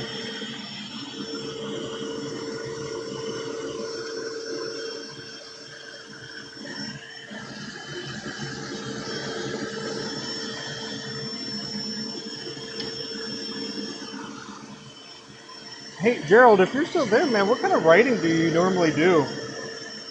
If you don't mind me asking. You know, there's journalers, there's people that like to just write whatever they see or hear. They just like writing letters, essentially. And then other people that capture thoughts and ideas and things like that.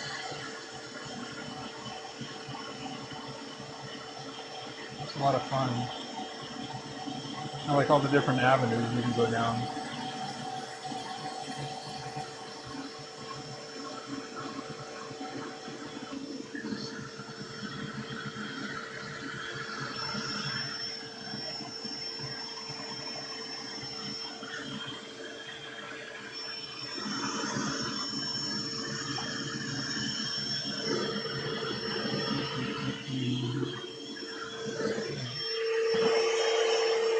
I don't leave down very much anyway.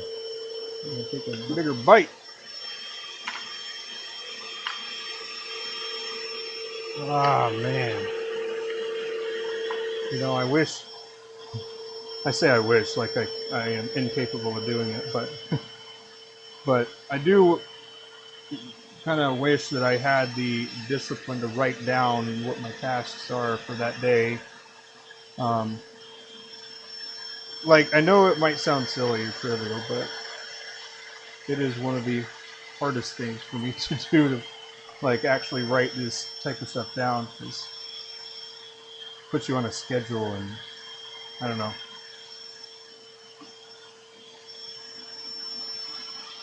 It's tough. Yeah. My to-do list, I mean, is in the back behind me, and then there's another one that I pretty much ignore entirely back there too.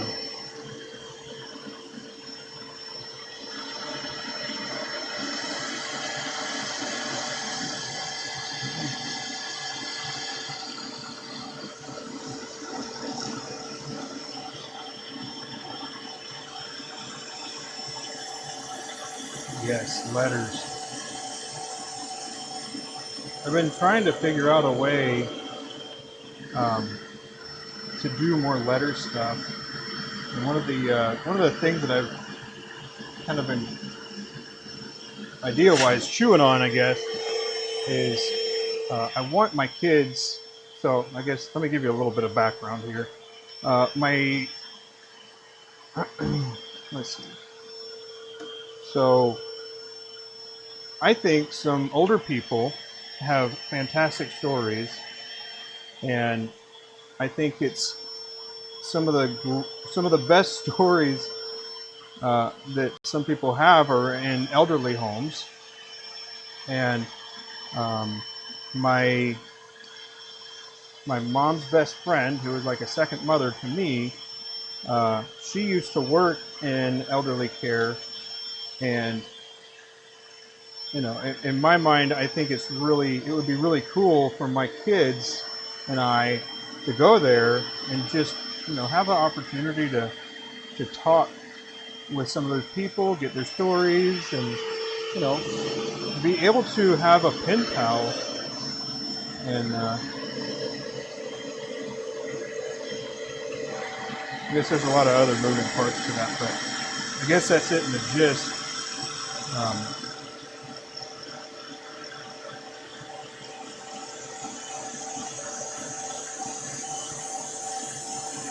I just like the idea of being able to speak with people like that, and then have them kind of talk about what it was like in their day. And like, everybody jokes around by saying, oh, you know, back in my day.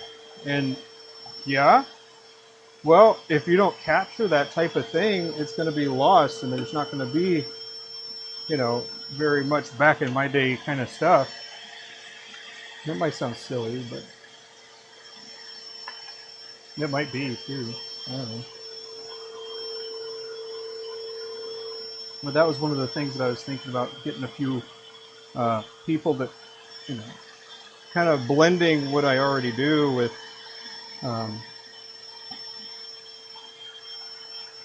what could be, I guess. So pin makers always talk about how they want to donate. Like, I just want to make it to pay for my hobby, right? So some people say things like that, and, you know, I wonder how true that is.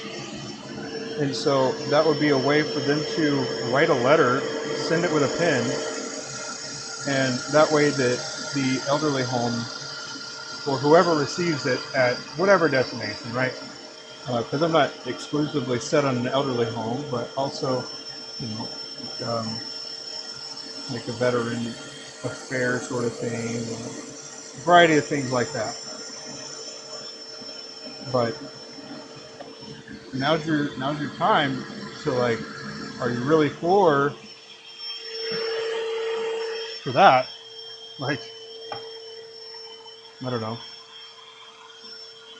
Do you really just want to make it to fuel your hobby, or do you just think that that is what's supposed to be said for you to feel okay? I don't know. Anyway, I'm pretty sure I have people that I have some people, fellow craft wood turners and pen makers here. I think that there's some of them will donate to something like that, and not donate like money or anything, just their time basically. So it can be a really big ask for somebody to, you know, write something about themselves as a pen pal in some cases. I think it'd be pretty interesting.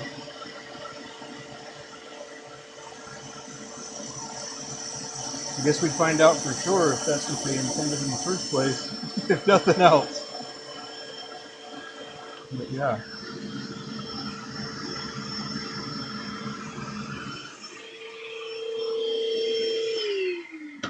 Military stories, yeah. Your dad did 2 tours in Vietnam. Not have any interest talking about it. It is indeed.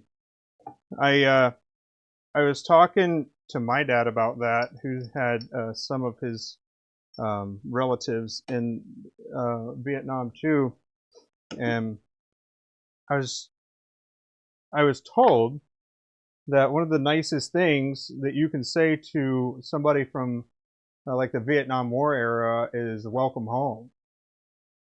And I was like, man, that's kind of crazy to think about. Because, I mean, if you start thinking about the whole history aspect of it too, and how they were received when they came back, it's drastically different than something like that. It's more of a, well, I don't want to get too far into it, but ultimately they weren't welcomed home the same way that I guess they are, at least more often now.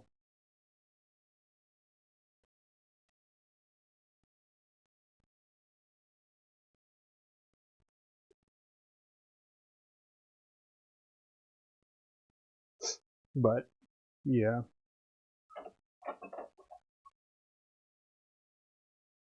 And I actually did it. There was somebody when I went to the YMCA for my child's soccer game. I said that. It wasn't Veterans Day or anything, but I just went up, said thank you for your service, and welcome home. So,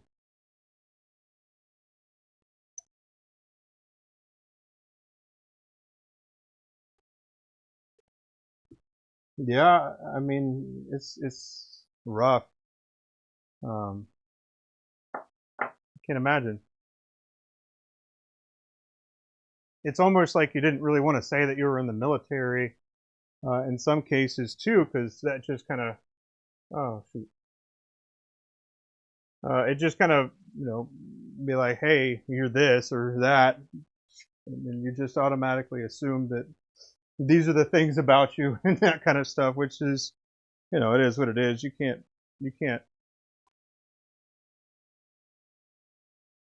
expect to change all of those things, I suppose.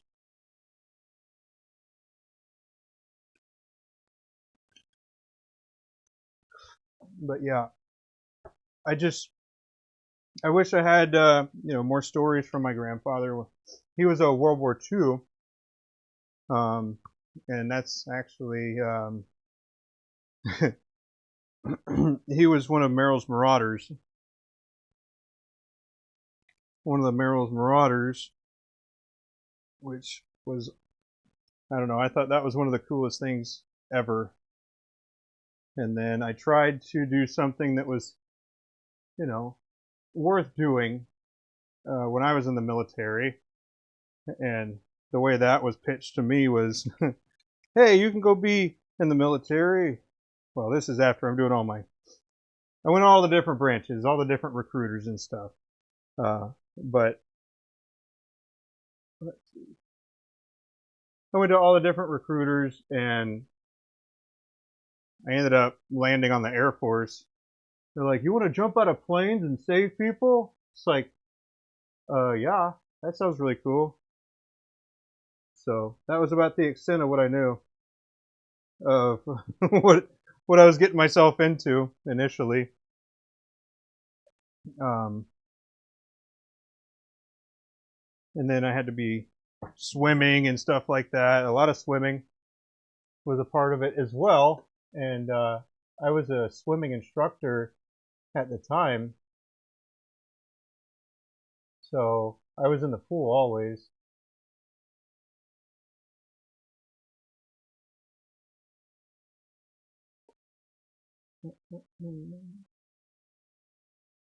Where'd that go? Uh-oh. Let's move to.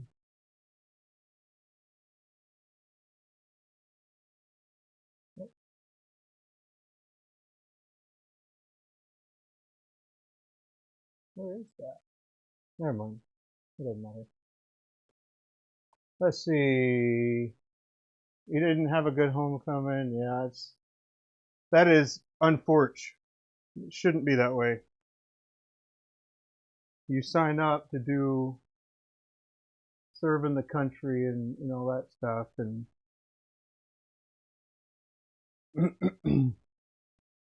yeah, you don't always get to choose what it is that you're doing, especially that point in time, Anyway, and then the Bastion actually, so the Marauder is actually because my grandfather was one of Merrill's Marauders, and that's where that came from. And then the Bastion model is actually based off of where I spent my first deployment. It was a military base. Well, it was an annex, I guess, of a military base. That was Camp Bastion. So that's. And then I also, the rounded ends. I don't know. I just thought this is where we always came back together. Like when your other team is out and about doing missions, that's just kind of the hub where you all come back together. And in my mind, like when it comes all back together, it's a rounded end. Like now we're back together and we're now whole. So it just rounded ends. Might be silly, but that's why. And then the other one is the Guardian, and that was our call sign. When I was deployed, we were called Guardian. Or our call sign was Guardian. No, I don't need to measure this. I need to measure that.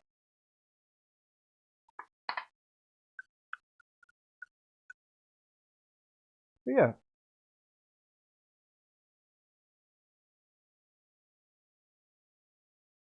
Desert short bow and tree the exact opposite.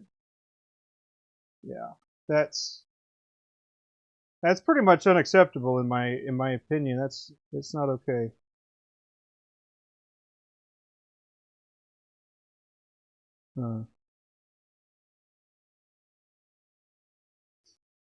But what can you do?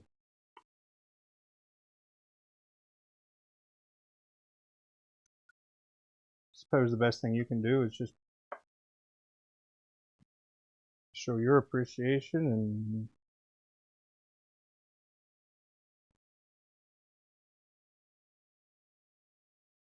I don't know.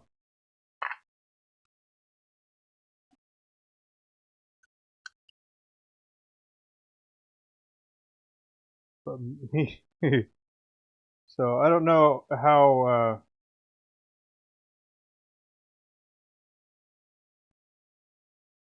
Well, my dad wasn't in the military. Uh, so it was, and my grandfather lived right next door to me when I was growing up. So in a way, he was kind of like a second dad as well.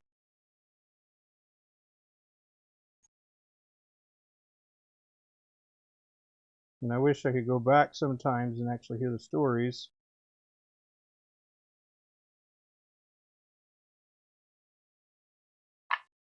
But I guess that's kind of the thing about it, is you can't necessarily go back. You can just do the best you can moving forward.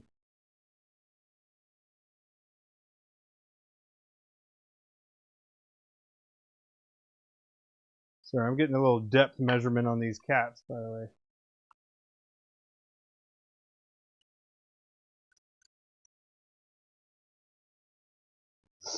But yeah.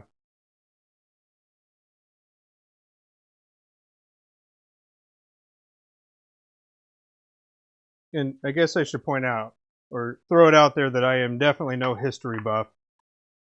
So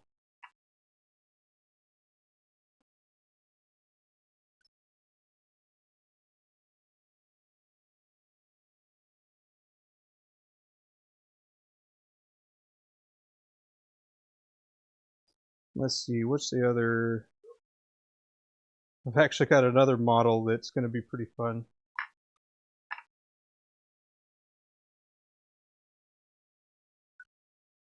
Talked about it a lot. Vinny's heard about it. I was supposed to show him how to do it, but I didn't, because I couldn't get it down to the size that I wanted it to end up being. So I kind of just did a little pivot, and then that's how we got our Guardian back. So, but it's done very similarly. Times are different now. Yeah, they are.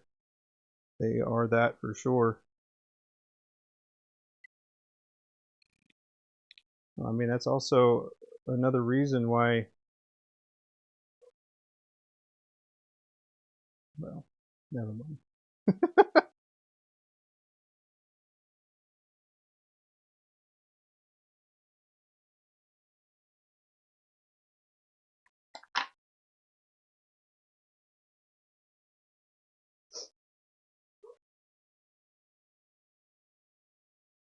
But yeah, I think that's just the best way to say it. Times are different, and then applying certain things to a different time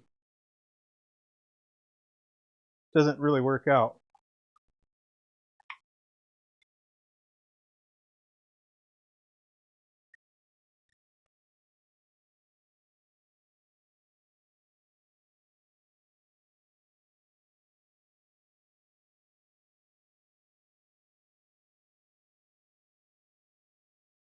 And I do actually suggest that too for young peeps that don't know what they want to do exactly.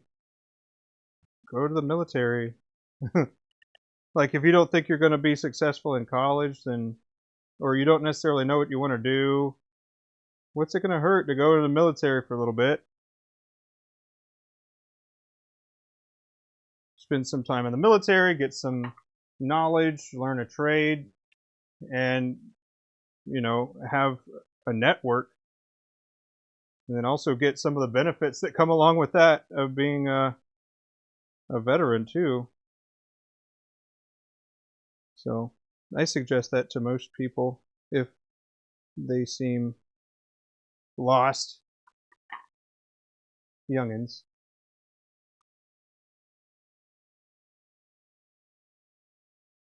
AI is nuts. Yeah, AI is pretty darn crazy.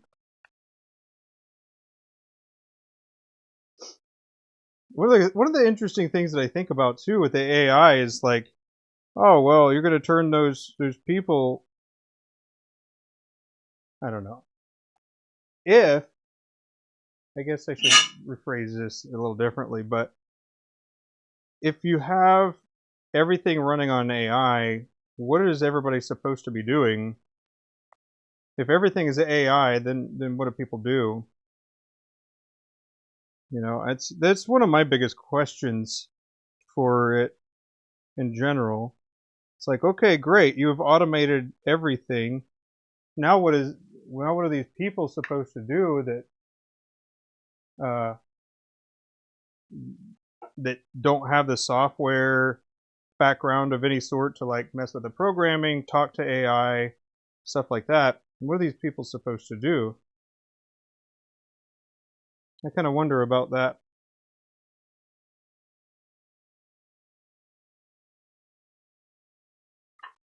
There we go.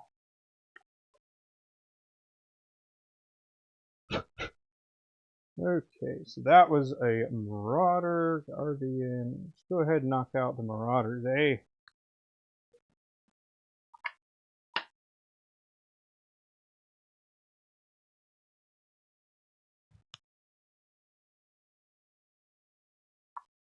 Yeah. It's funny, I had that. So, when I was in the military, this is around 2017. So 2017 time was when I went and actually took the SATs, because I had never taken the SATs before. Hey, there you go, good deal.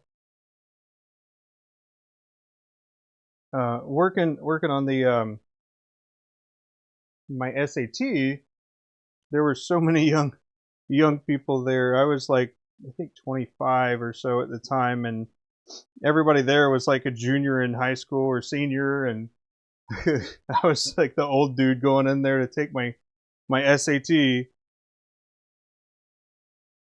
Pretty amusing, but I was trying to get into PA school.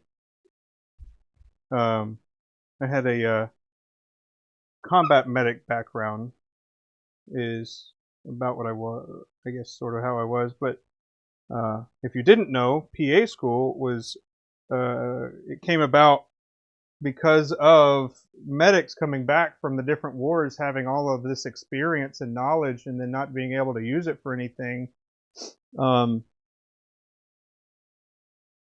Like they've seen things that civilian physicians have never encountered. So that's actually more or less how PA school came about.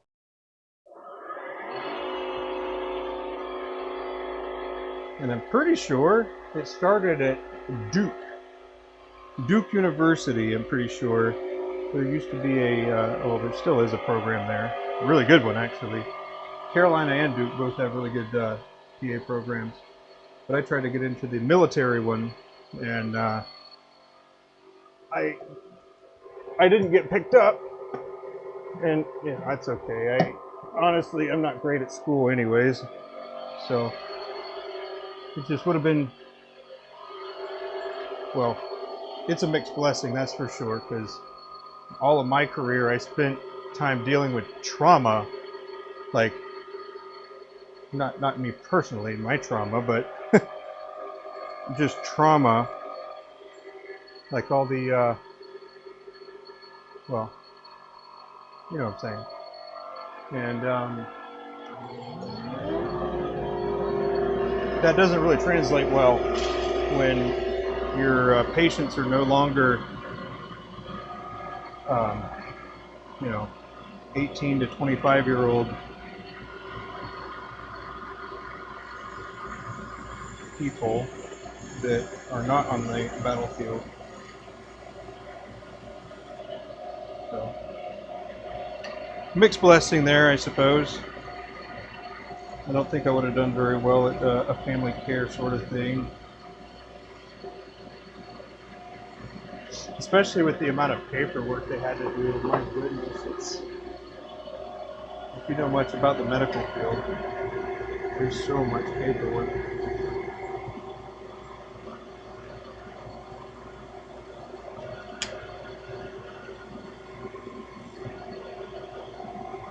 Speaking of which, this morning I actually went to an appointment. Oh, you worked in a trauma ICU? That's awesome. That's awesome.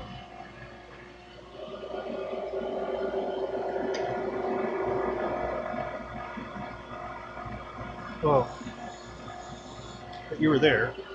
Not so much that that department had to exist, I suppose.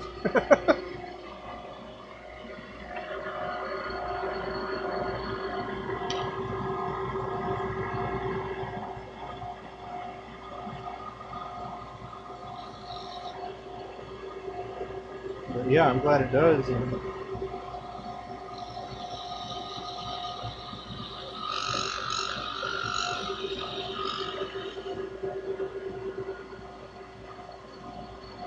I enjoy what I did.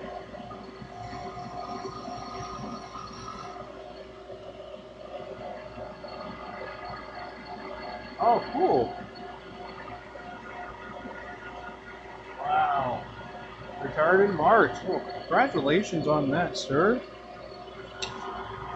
You gonna start turning?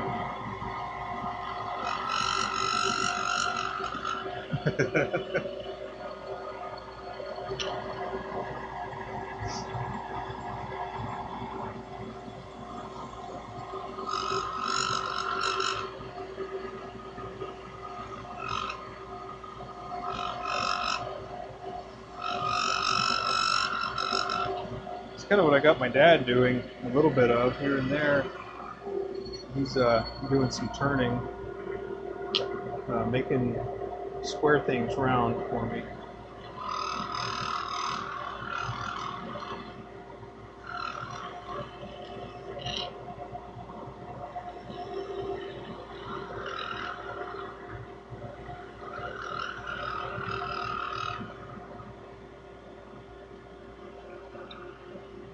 Alrighty. Yeah, that's really cool. And yeah, I'm pretty sure that's actually when the PA school came about, was around that time period because of how much they had seen. And like, it really is kind of a wasted resource if those people want to continue in what they were doing on a, just not, I guess, in a combat zone.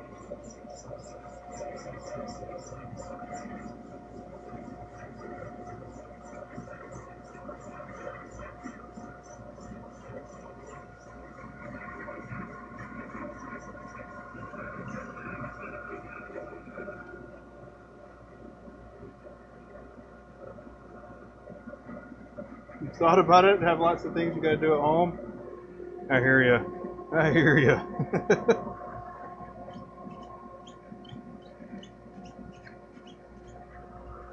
I mean, getting set up for turning, I think if I was able to start it over again, I could spend a lot less money, but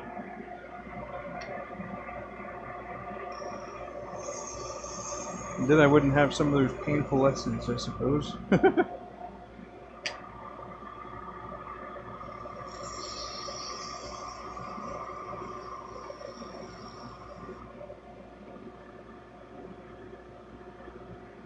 But turning's good.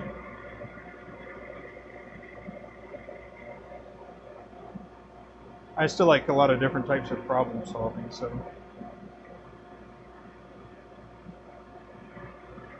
it just seems like a fun thing for meeting a couple of the desirable things that I'd like.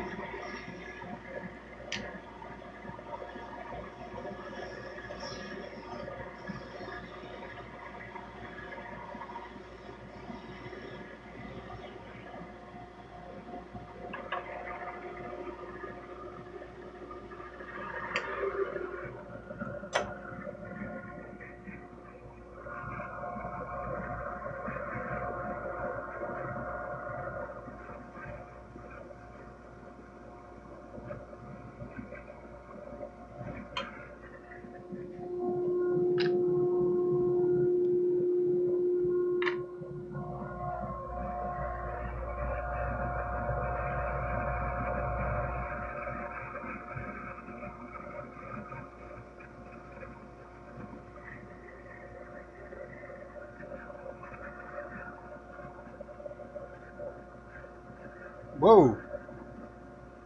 Would I be able to get started with that? Yeah, absolutely. I'd be able to get started with, well, let me back up just a little bit. It depends on the amount of time that you're willing to put into it as well. But yeah, absolutely, you'd be able to accomplish a lot. Shoot. If I had to guess, yeah, you could absolutely get started with far less than that. Yeah, I'd say in the ballpark of 1,500, and that would still be, you know, on the higher side potentially, but it would also depend on what kind of lathe that you wanted. Like this lathe, when I got it, I think it was like $750 or something like that. And hey, thanks for the sub. That popped up. Oh, cool. That's awesome. Anyway, sorry, I didn't see the name on it. I just saw that it popped up. That was cool. Yeah, so the lathe itself is going to be one of the big ticket items, and then you'll also want a bandsaw. And that'll pretty much be the extent of power tools that you would want or need.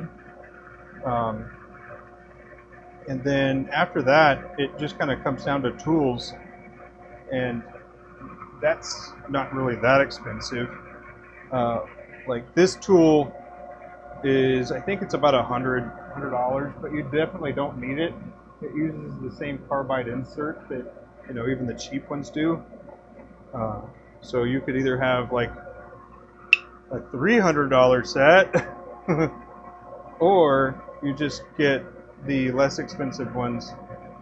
I don't know, it depends on how frugal that you want it to be, but these particular handles, here, I'll show it down here. So this particular handle, I like that there's a good grip section here, and then I also like that there is you reach way back and be able to do it.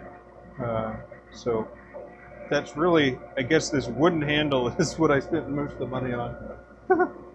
If I had to approximate that. But yeah, I would venture to say that you can easily get started with you know, 1,500 or so.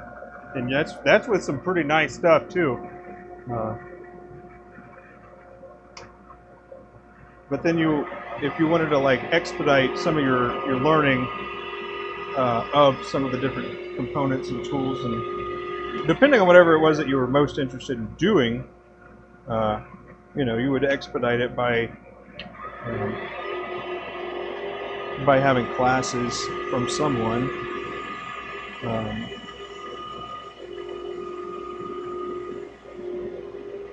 I know there's some great people, great turners, and if you're on the east or out east, there's a folk school that you can go and do different classes there too. But yeah, man, I'm trying to think, do I even have that much invested still? Yeah, I guess I do, if you factor in the resin stuff too. Yeah.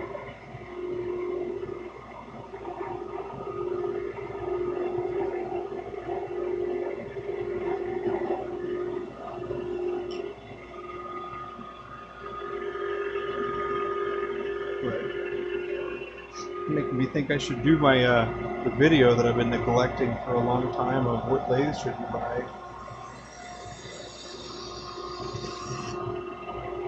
I've been thinking about that. You know, how far back do I want to go on videos moving forward? Because the lives, you know, I'm just going to turn whatever I'm turning on my lives and talk about whatever it is. But if I wanted to like make a specific video, which has kind of been on my radar for a long time, I just think it's a little, I guess me personally, it just feels a little weird recommending lathes, because a part of me feels that I need to see and use every lathe before I can actually like say that this one's better, you know?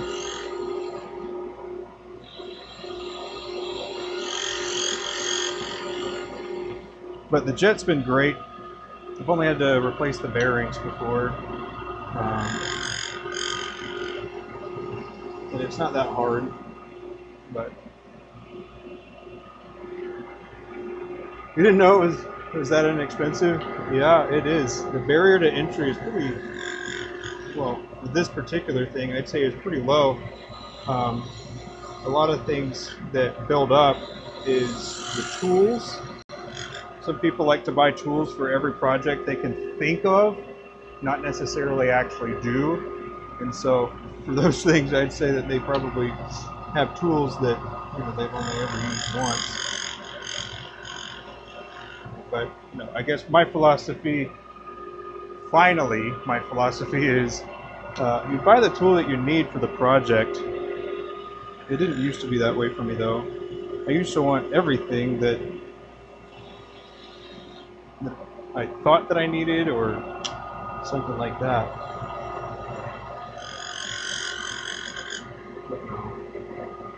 If you wanted to make bespoke pins, if you wanted to make pins like what I am making, we could do it pretty easily. Like a tap and die set is going to be the next biggest investment of the whole thing. And it's going to be about half the cost of the lathe if you got a lathe like this.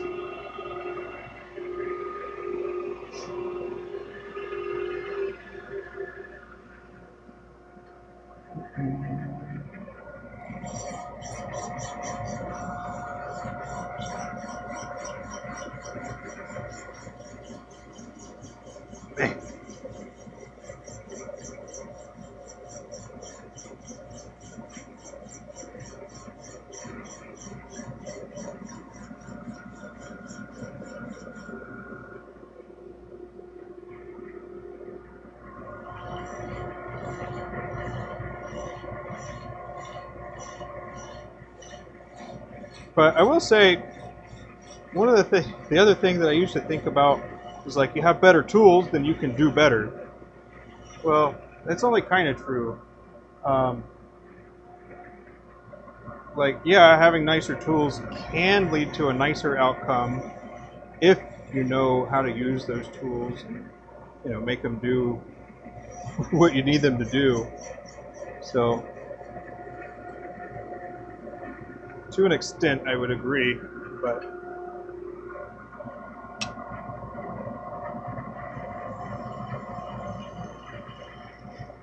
how much does someone making blanks have invested? So aside from time, or if we're just talking money, you can get a good start with like the Alumilite jugs, which are about 180 to 220. Depends on if you find them at a good price point or on sale. I mean, and they're like I think they're gallon or over a gallon jug. I don't know. We buy the 80-pound kits. We don't typically buy the smaller ones. But yeah, probably about 200. And then if you wanted, here's my thoughts on the converting a paint pot into a pressure pot. Don't do it. Just buy one that's supposed to be. So California Air Tools, I think that's around 220 to 250. And then you don't need all the different colors yet. Just kind of pick a couple colors from like Eye Candy or Divine. And then you can just start from there, doing different color combinations and inclusions. And then you'll probably want a compressor. You'll need a compressor, I mean. I was going to say you might want a thermometer. You definitely want a pressure or compressor. Otherwise, you can't squish the bubbles out. At least for this type of resin.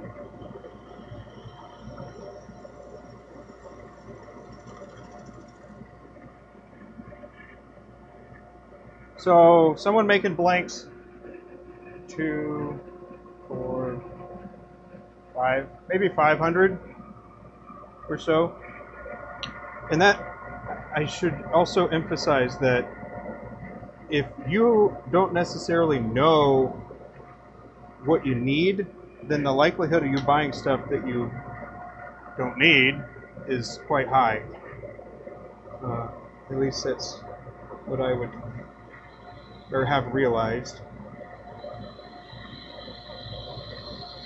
But it's one of those things where you can find somebody that can look back on it, then they can tell you like bare essentials what you would need. And I think most people don't really show that. Yeah, molds as well. That was kind of in the last 100 or so. So the thermometer, the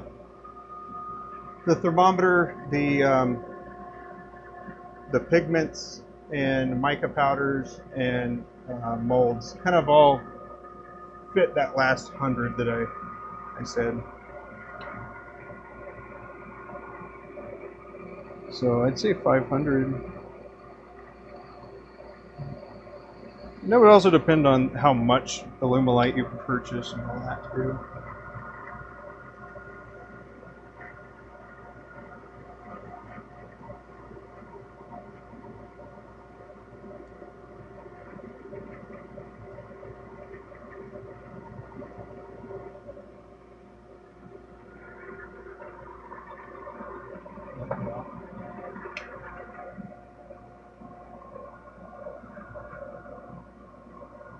I gotta ask, if you were given the choice between two courses right now that'll take you from 0 to being comfortable doing it on your own, would you rather pay for or would you be more interested in a turning course or a resin course?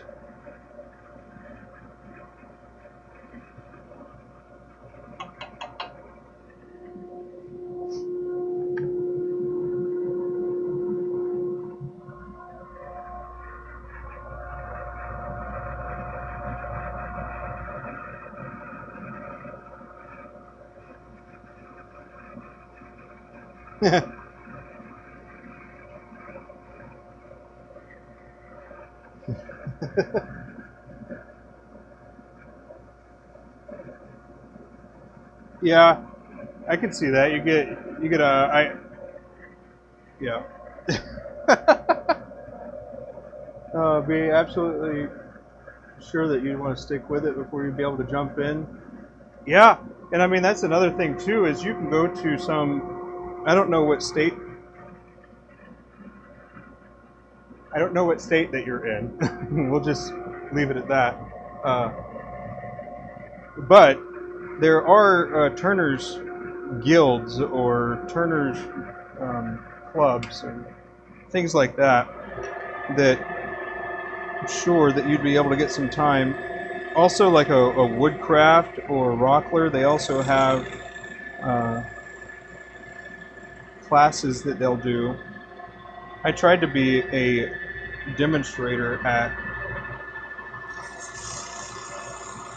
a rockler, and they're like, "No, you got to work here." And I was like, "Okay, well, how do I work here? Do you have any part-time positions that I can get into?" They're like, "No, we have everybody. We have all these part-timers, and then we have our couple full-timers." And I was like, "Well, I guess I can't demo here, huh?" Anyway.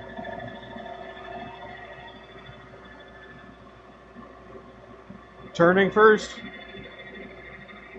Yeah.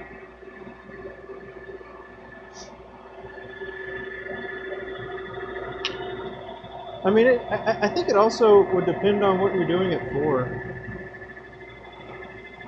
I didn't start turning because I wanted to make money. That's not why.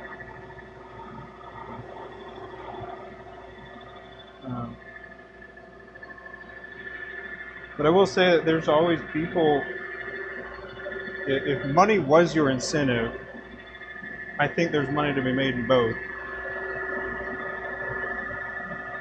And then here, you learned enough 3D printing models. You have a class. Let's see. This is. I just think it's kind of funny sometimes.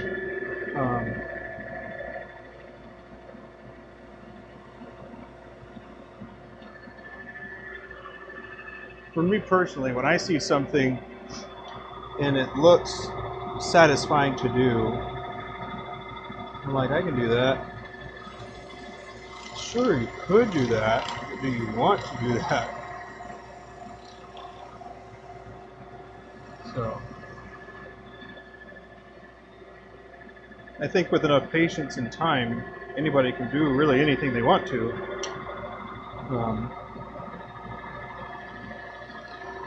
It's a matter of, do you want to do that?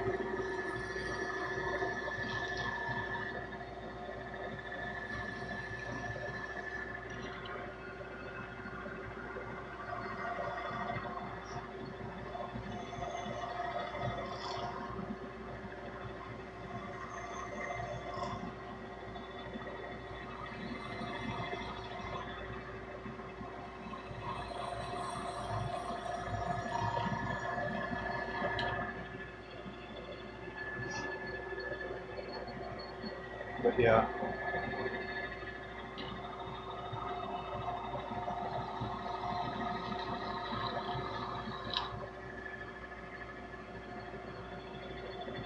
Yeah, I think so too.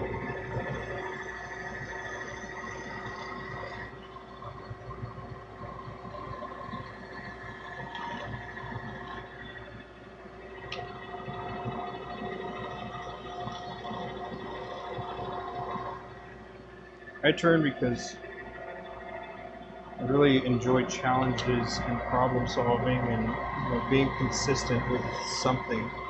Because I know I can't be consistent with my schedule, but I know I can be consistent with tools or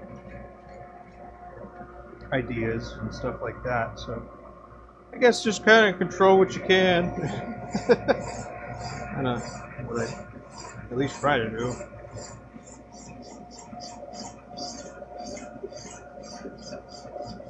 But we do have some really good people here too. If turning was your thing, we got a lot of resources out there, and I like to think of this particular channel as a place where people can come and determine if they want to do, I guess, what I am doing. But there are obviously bow makers out there and other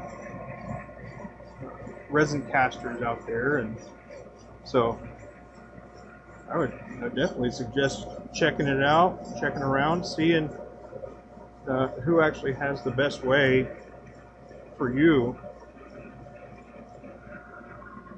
Obviously, I like you here, but if I'm not going to get you to where you want to go, I'm probably not the one for you.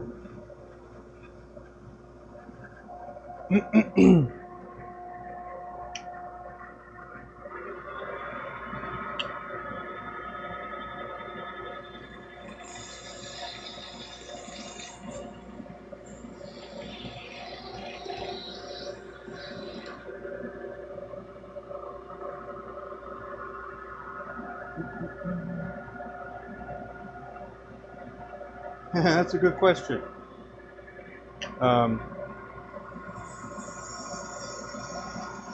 That's a good question. So the stratified actually came about when we were doing overpour initially, and I was looking at this block here. I was looking at this because I wanted to make it bigger so I could do something else with it, but it was too short to actually do anything with like pen wise. And then basically I turned my head sideways. It might sound stupid, but I literally turned my head sideways and was like, whoa. So that's when so this is actually two blocks that are glued together, which is not how we do it now, but that's how the first one ever was. It was like this, and then I had a block that I basically ripped and then stacked, and that's kind of how it came about. I didn't expect much to come from it, and then somebody saw it. I was like, "Hey, check this out!" And then they're like, "Oh, that's awesome! How much for it?" And I was like, "I didn't get that far. I didn't think about selling it." And that was, many moons ago, at least. It was more of a, can I do that?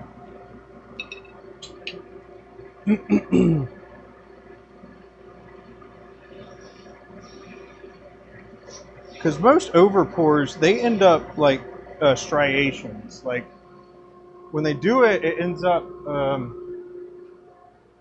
they do thin layers that stack like this. When people do like thin layers of stuff, this is an individual blank, by the way. These are 4 blanks here. There's 4 blanks.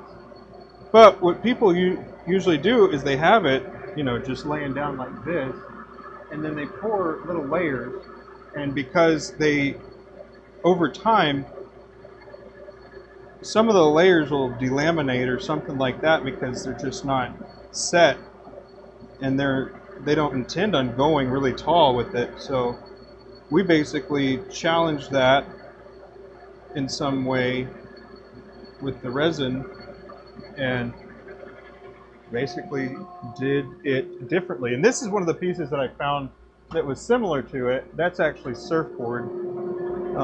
And I will say, when it's turned around, it's not that appealing, honestly. I don't think it's very easy to see. And then I've got a bottle opener inside that also has that was done vertically instead of horizontally, the way that their stratifieds are.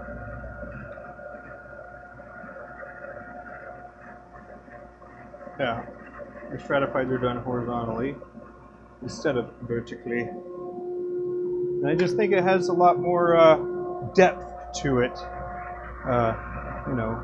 Each layer is representative of a different blank that Abby's made over time, and so it's like a collection. Each one stratified has like a collection of blanks that are a part of it, and I was like, this is really cool. So many awesome things to go along with this. Have I seen the skateboard wood pin? Yeah, I have. I have indeed. What's a Black Robin? I think she does it.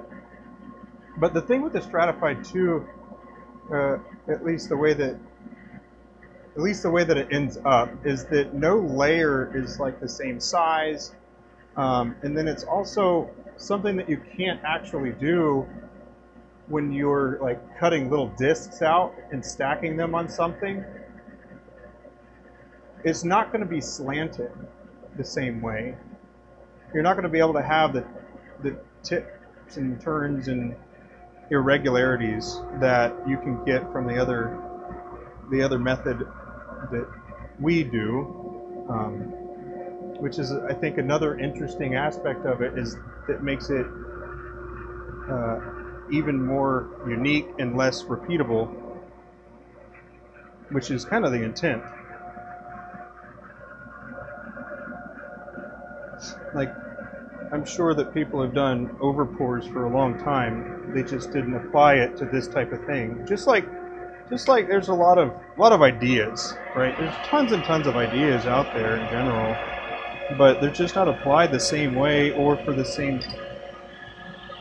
for a different purpose.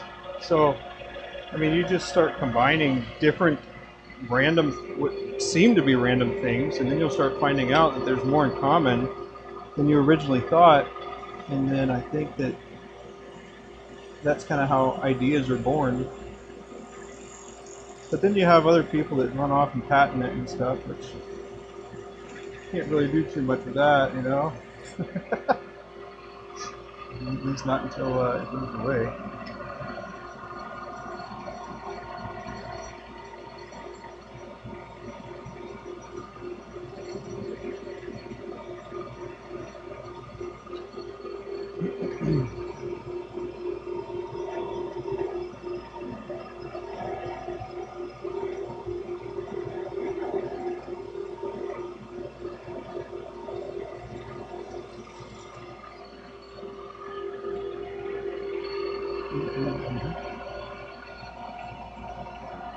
Yeah, Black Robin pins.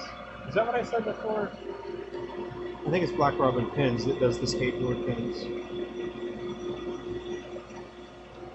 which is really cool.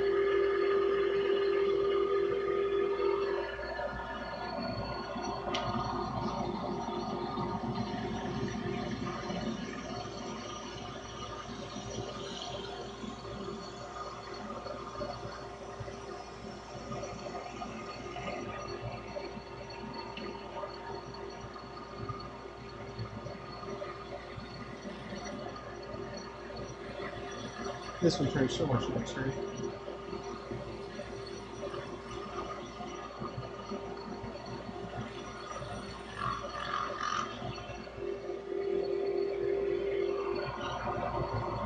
Even my carbide still.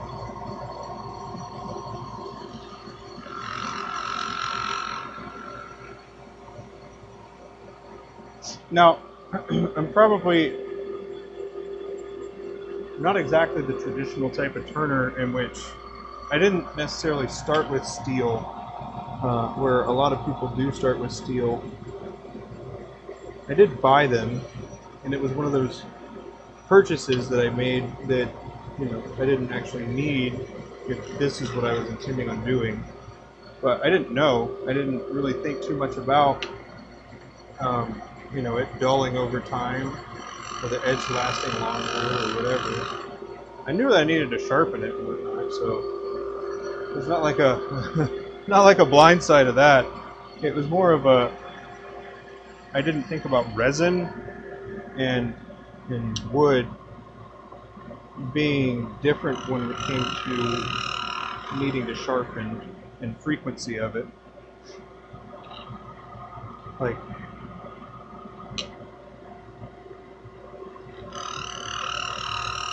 carbide on resin is the way to go, and then steel on wood is the way to go, in my opinion, right?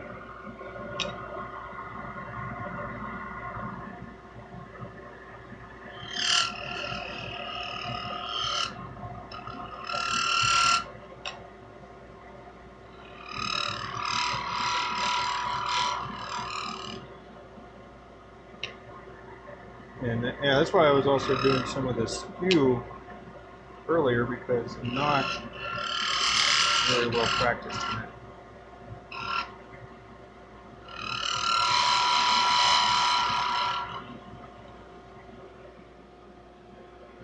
So I could turn probably about 100 plus pins per carbide insert, and then how that compares to like high-speed steel, you're probably looking closer to,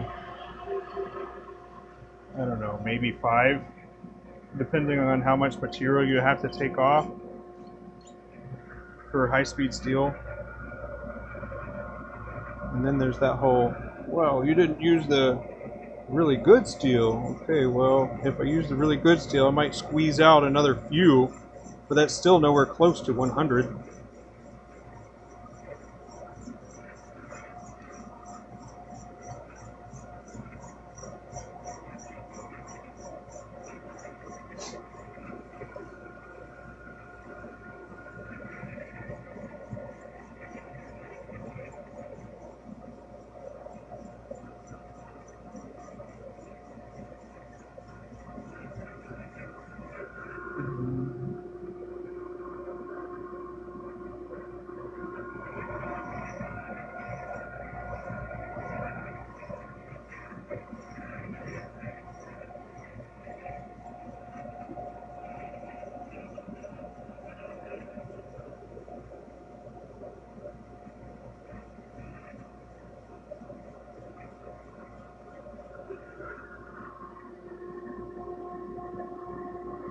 Carbide wins.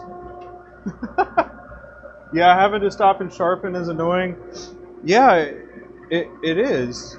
But, like I said, I think that there's a reasonable argument or disagreement to be had to an extent. But one of the things that I asked in one of my the groups that I was in is, if you were given 50 resin blanks and 50 wood blanks, and you had to choose whether you were going to use carbide or steel to round all of them. What are you going to choose?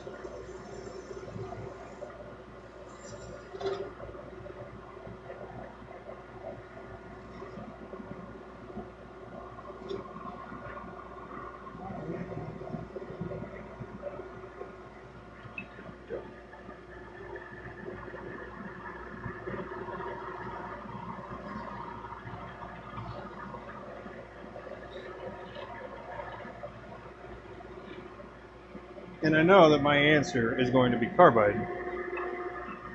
100%.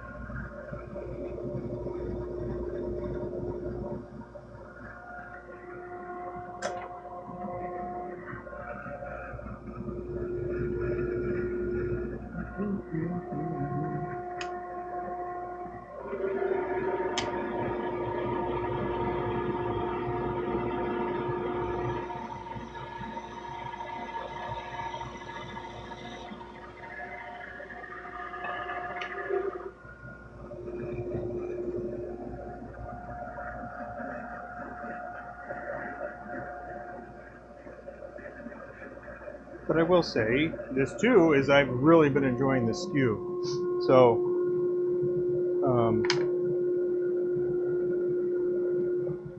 like this here,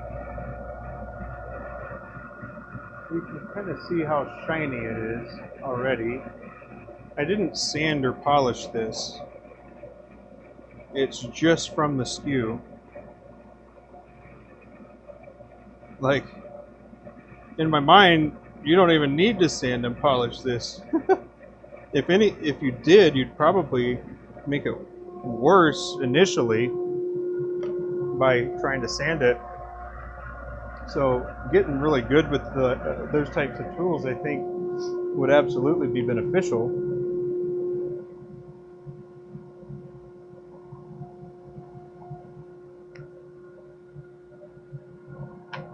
And that is Amboina burl, by the way, if you were wondering what the wood was.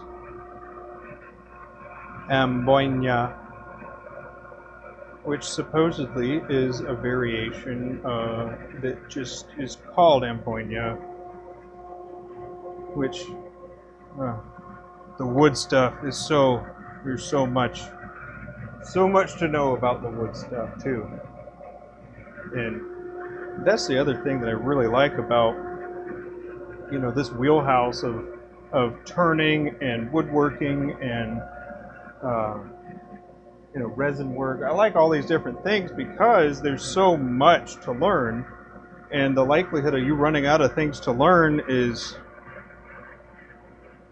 well, really low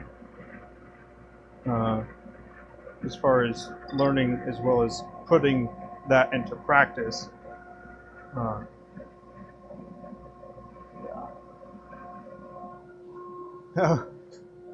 Well, thank you so much for that. Like, I just thought it was so cool that you're able to get that finish off of something that started like this.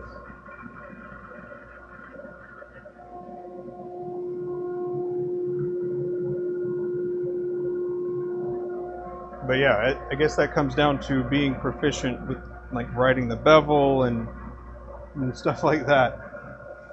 But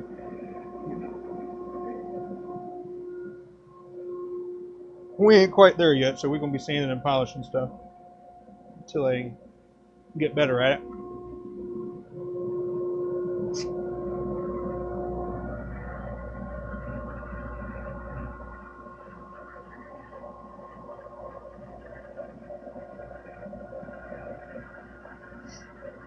But I think I got the peeling cut down. The planing cut's what I need work on.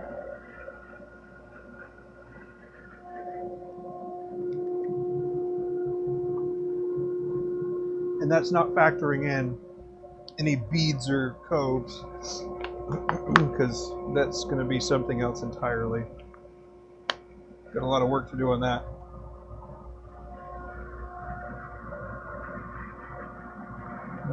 I'm not in a hurry.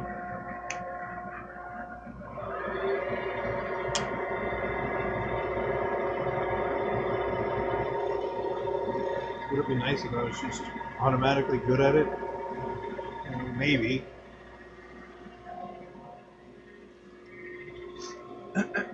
But, I mean, I think learning curves are also how you can be a part of a community too. It's like, these are the struggles that I had when I was building up my skills, or these are the skills that I'm working on, and these are the different issues that I've had so far, and all those things together. I think it just kind of makes for good conversation, and, relatability, and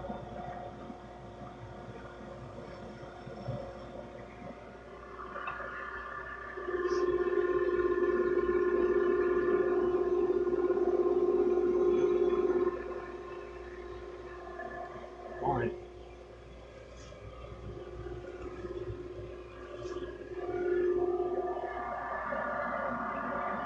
Learning keeps your mind sharp. I think so too.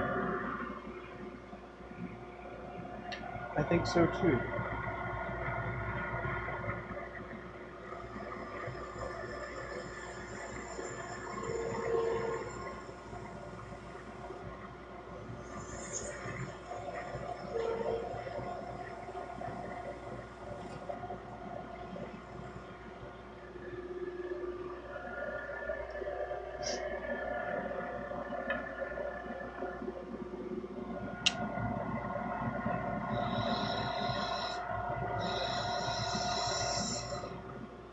And then something else that Vinny knows, I don't really use the tool necessarily very much like it is supposed to be. You're supposed to just keep it flat and then only go back and forth. I say supposed to lightly.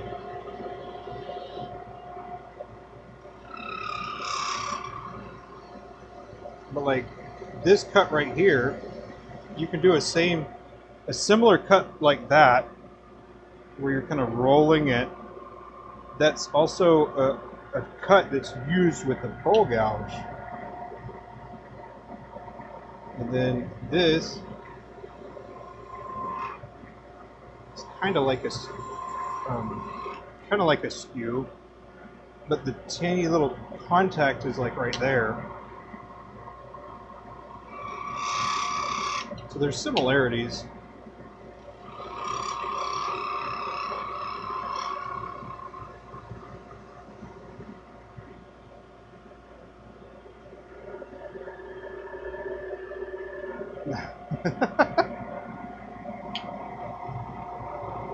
Yeah.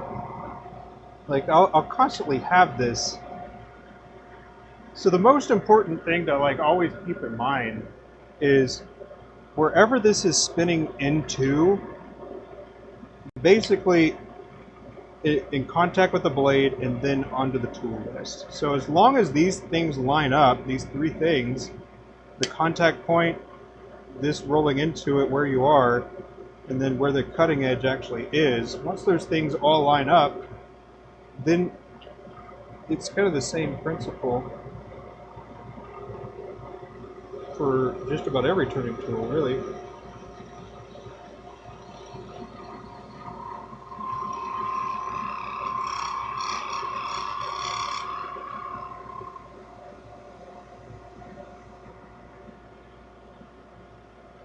You roll yours on its side too? Heck yeah. I mean, I think if you don't, you're kind of restricting yourself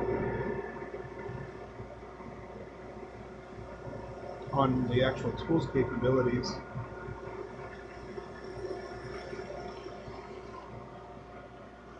But then you got a weird tool like this. Like, well, what the heck am I supposed to do with this? Still haven't quite figured out exactly what I want to do with that. Or what that's my go-to tool for something. I don't know what it's called.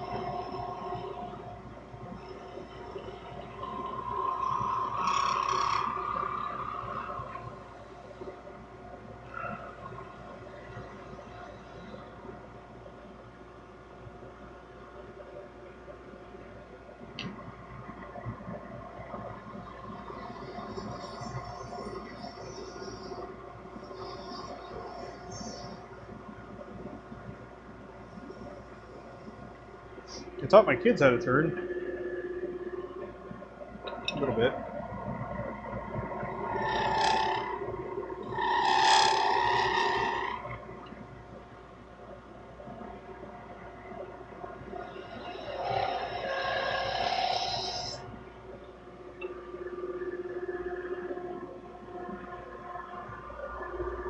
But Vinny, am I right on that?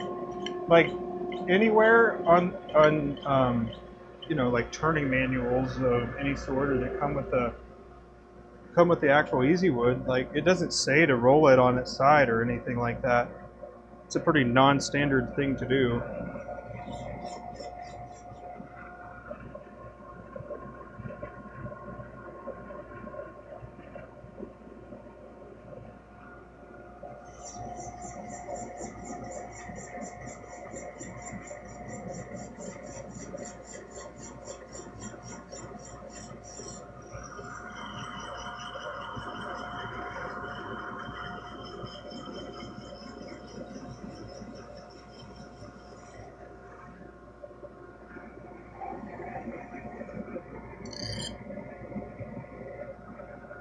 What?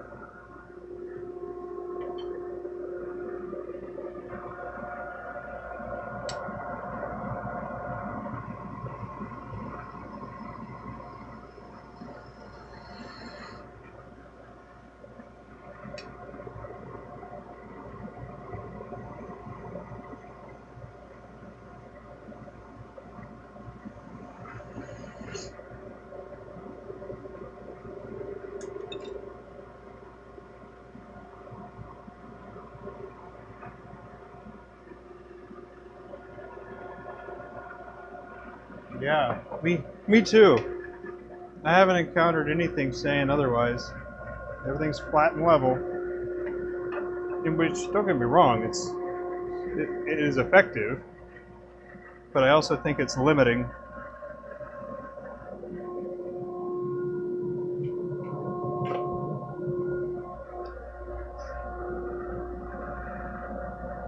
Did you see anybody do it before, Vinny, or did you just start trying it?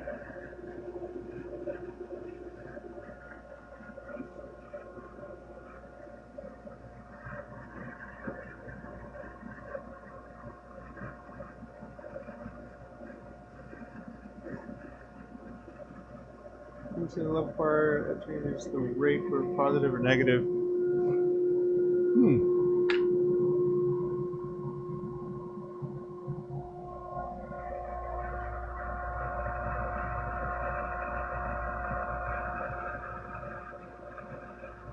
But tipping it, yeah. Yeah, I'm not sure exactly like where that came about or anything. Probably just out here messing around and messing with stuff, and then those happy little accidents, I suppose.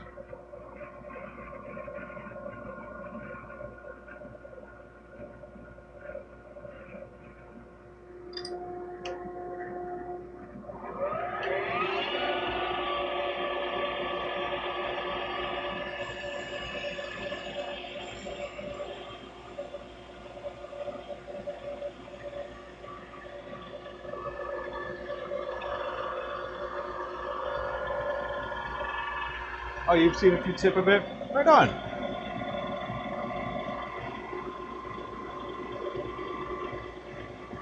I think it's one of Carbide's best kept secrets. People don't talk about it. For whatever reason, I don't know.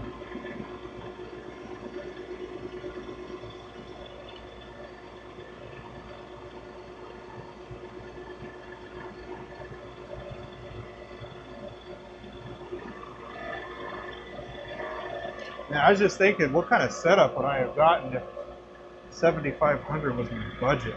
It's one of those things that I got spinning around in the background in my head there.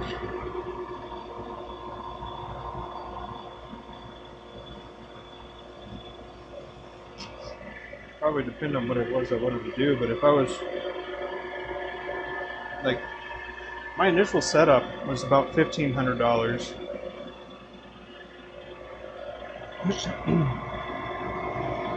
And inside of that, I got stuff that I didn't need for sure.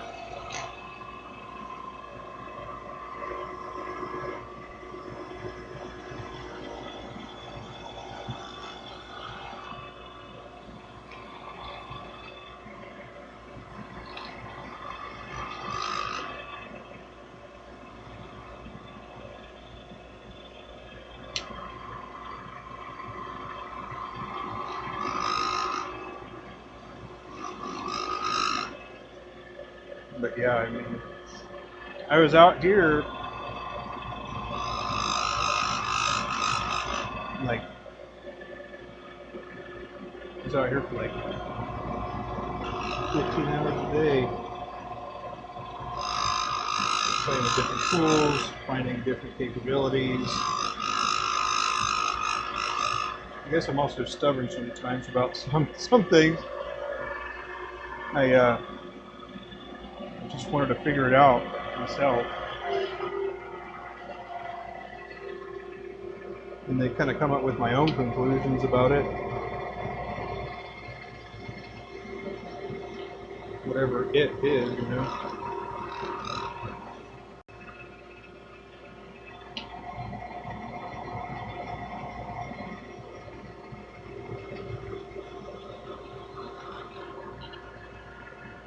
But I was pretty fortunate because I had the time to do that.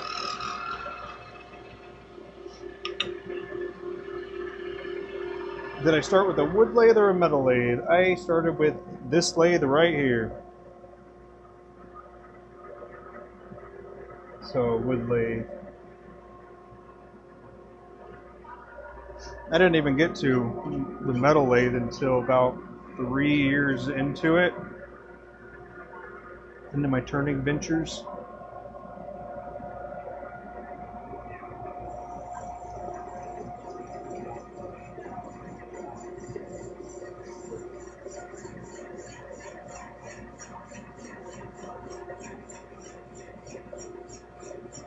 The Jet, yeah, the Jet 1221. Yeah, sure. Yeah, we probably should. Actually, if you wanted to drill the ones that are already turned around, that'd be good.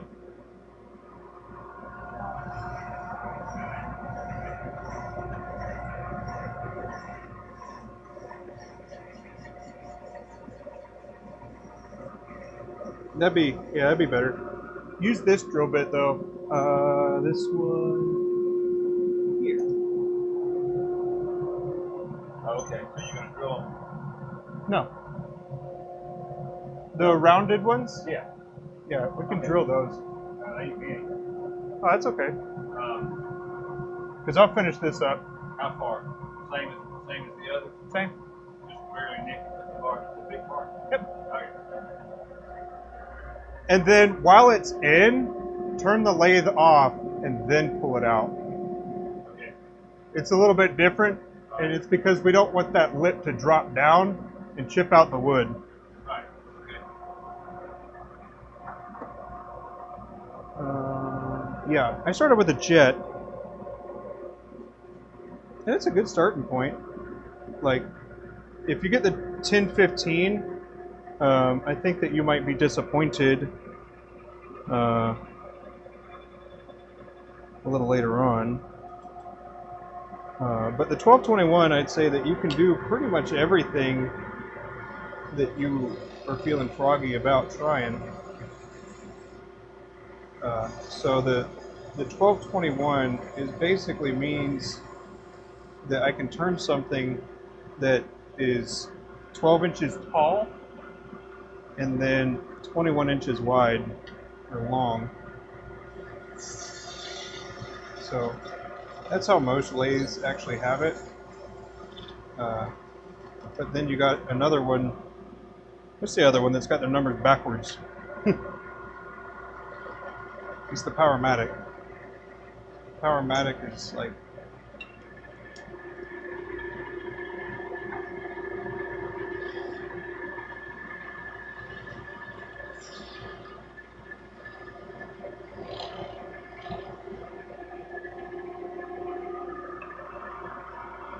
Hey, you missed the Skew show.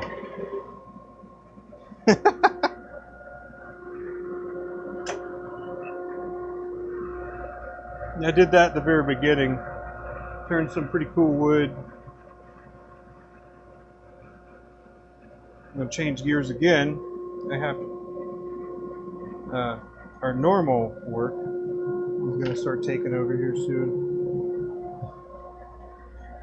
Which means that I'm going to be turning diamond painting pins.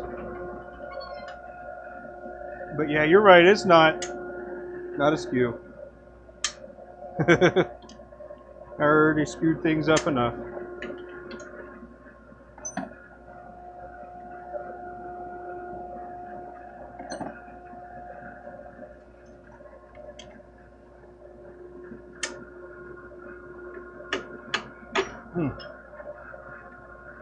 Yeah.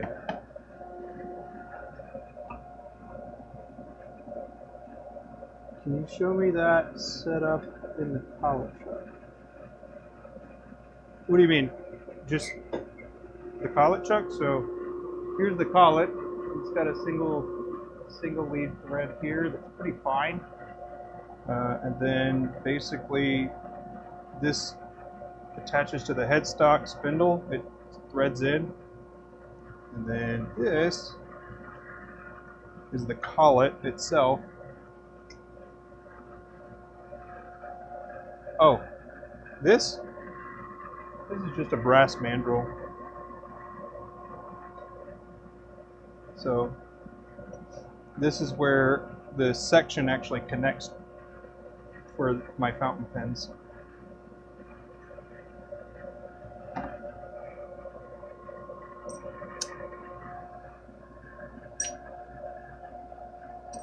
But yeah, it's a mandrel.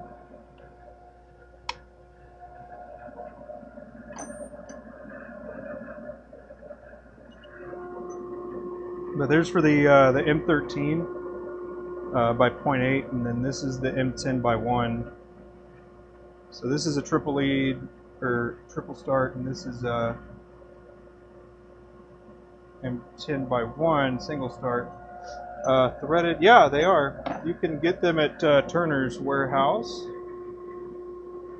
Yes, indeed, Turner's Warehouse has got them. And then if you are in I believe the UK is where Beaufort Ink is. You can also check that out. Beaufort.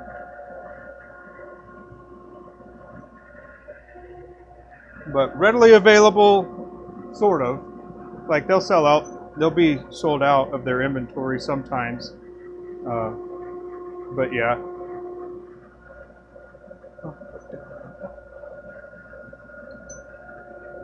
Anyway. The next thing is this. So that'll be it for fountain pens. I'm going to work on some diamond painting pens now.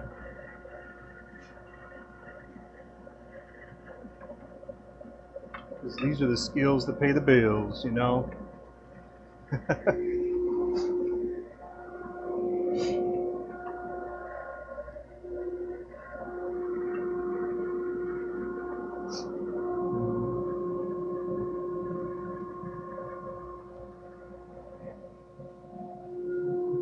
But here's how far we got with these.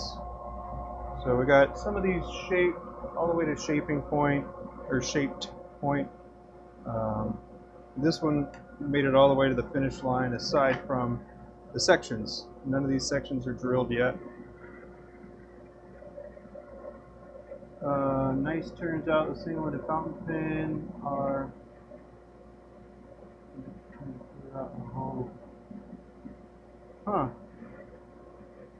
interesting. Are you talking about the like the Apollo? Is it a kit?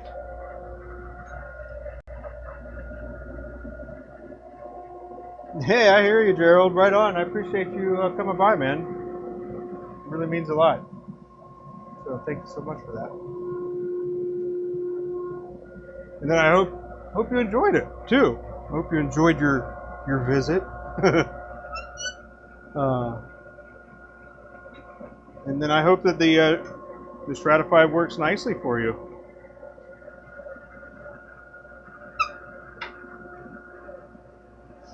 Kitless single-ended.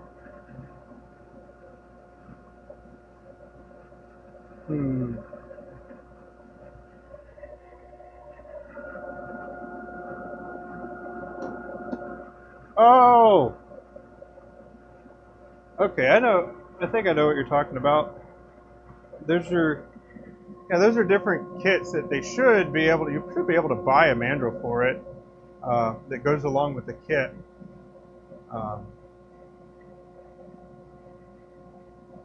Yeah. I want to say that there was an Apollo kit that was just like that too. And then that's all I can think of really. But there are some machinists around that will be able to cut whatever you got in mind.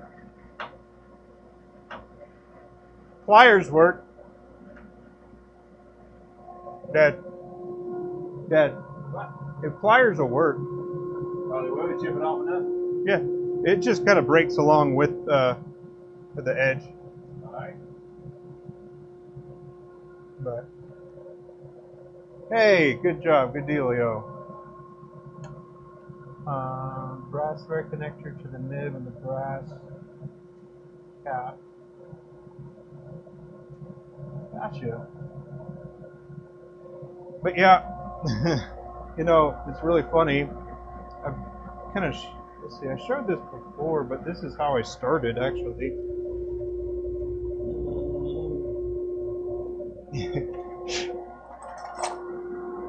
So this used to be what I was using pretty much. I'd use a thread finder and then I grabbed it inside of my jaws, and that's basically whatever thread this was here is what I used to tap the inside. And that's how I initially made my pins. And then I progressed to using a different pieces where I had a bolt that I cut the end off of. So there's that's actually the mandrel I used to use when I was first starting out and getting comfortable with it. So this is a 3/8 bolt that I would just put in, and then I would have it threaded onto this and then have it supported by the tailstock.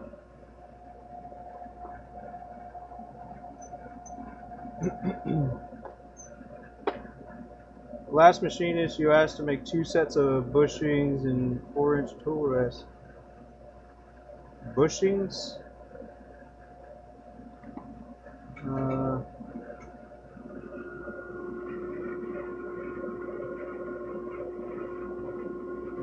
Let's see. Sorry. I haven't found one yet. The roller ball is fine. It can hold a chuck without the jaws. Mountain pin, you've had to turn a wooden cone. Huh.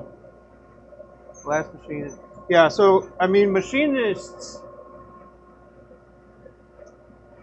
Well, I mean, machinists are what they are. And if you want some work done, they're going to charge what they think is a good deal. I haven't had machinists that I thought were ridiculously unreasonable, because if I was to think about it from kind of that perspective, if I were to end up doing that myself, like, yeah, sometimes it could be a lot of money, but you know, what are you actually getting from it, and then what are you going to be able to turn with it? So while it might seem like a steep price tag, I'm not sure entirely where I stand on. I guess it's because I don't really know exactly what it was that you tried to get ordered, but I mean, they have to get the materials, they got to dial the machines in, all that stuff. But yeah.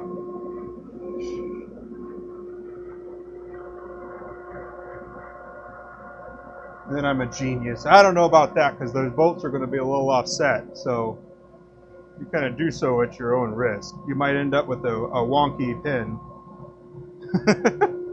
That's what I found that kept happening. But I am pretty sure I could go back now and be able to do it without having to deal with that.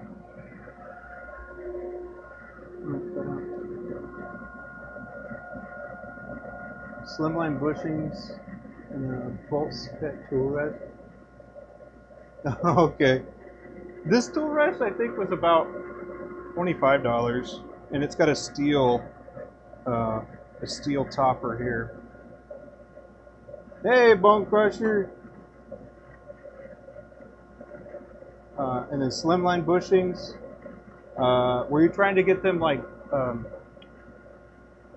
standalone bushings, or were you trying to get them like the tube, like the?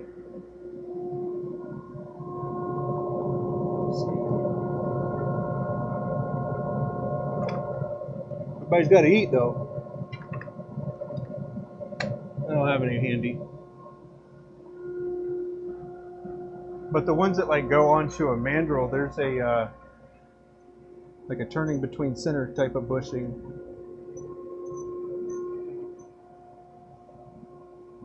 And if you want it made from steel too, I mean that's another thing that I would consider. Is like that's really hard on the tools.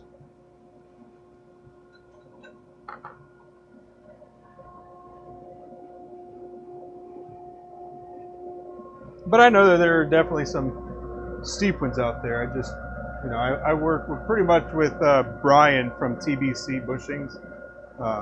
He does those and does them well. But James, how you doing, man?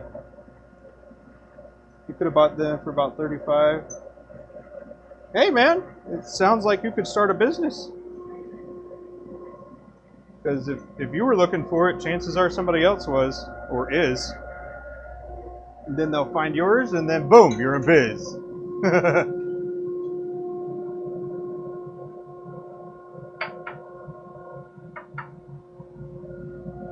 Yeah, let's see. These bushings here, I guess these will be a decent example. Yeah. So these bushings here are what I use all the time for turning the diamond painting pins. So it's got like the 60-degree center start on the back, and then it's got this part is like the dimension size, where it's 7/32, and then I just turned between centers with these, and I think they're like $18 each per set, which, you know, we've gone through a lot of sets, and we'll be going through a lot more, I'm sure, moving forward. Oh, that's good, James. That's good to hear, man. I'm glad you were able to get that all settled and whatnot. But yeah. And then I think the other thing too is that if you can have an idea and then work with the machinists of sorts and then be able to show that it could be a fruitful venture for them, then they might be more inclined to potentially do it at a lower rate for you, barring you are directing business their way. And I don't have a problem paying the price for those things, because the amount that we use, like, it pays for itself many times over.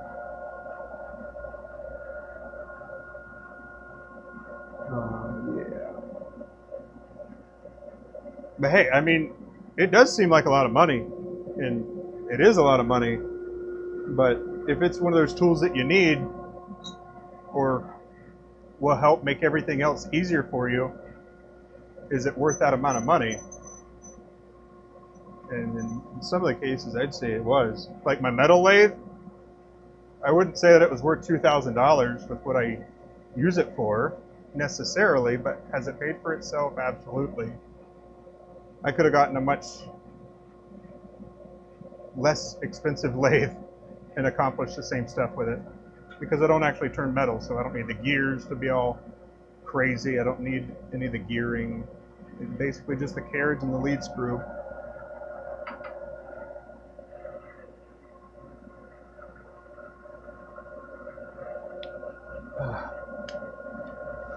But yeah, I need to go heads down for a little while, and because of that, I'm probably just going to wrap up the stream here. So I appreciate you hanging out, and James, sorry you caught the tail end of it, man. But I'm also glad you got that sorted with Brian. Good guy to work with. Good quality tools will always make your money back. Yeah, I agree. I mean, this lathe is, well, I don't know if I want to share with that, but this has definitely earned a spot in the workshop, we'll say. It's definitely made a good returns on it. Yeah. Anyway, well, I certainly appreciate you all being here, hanging out, and I hope to see you next time, which will probably be tomorrow. I'll be turning all the diamond painting pins probably the whole time. Yes, indeed. But yeah, I hope you'll have a wonderful rest of your Monday, and see you next time. Take care.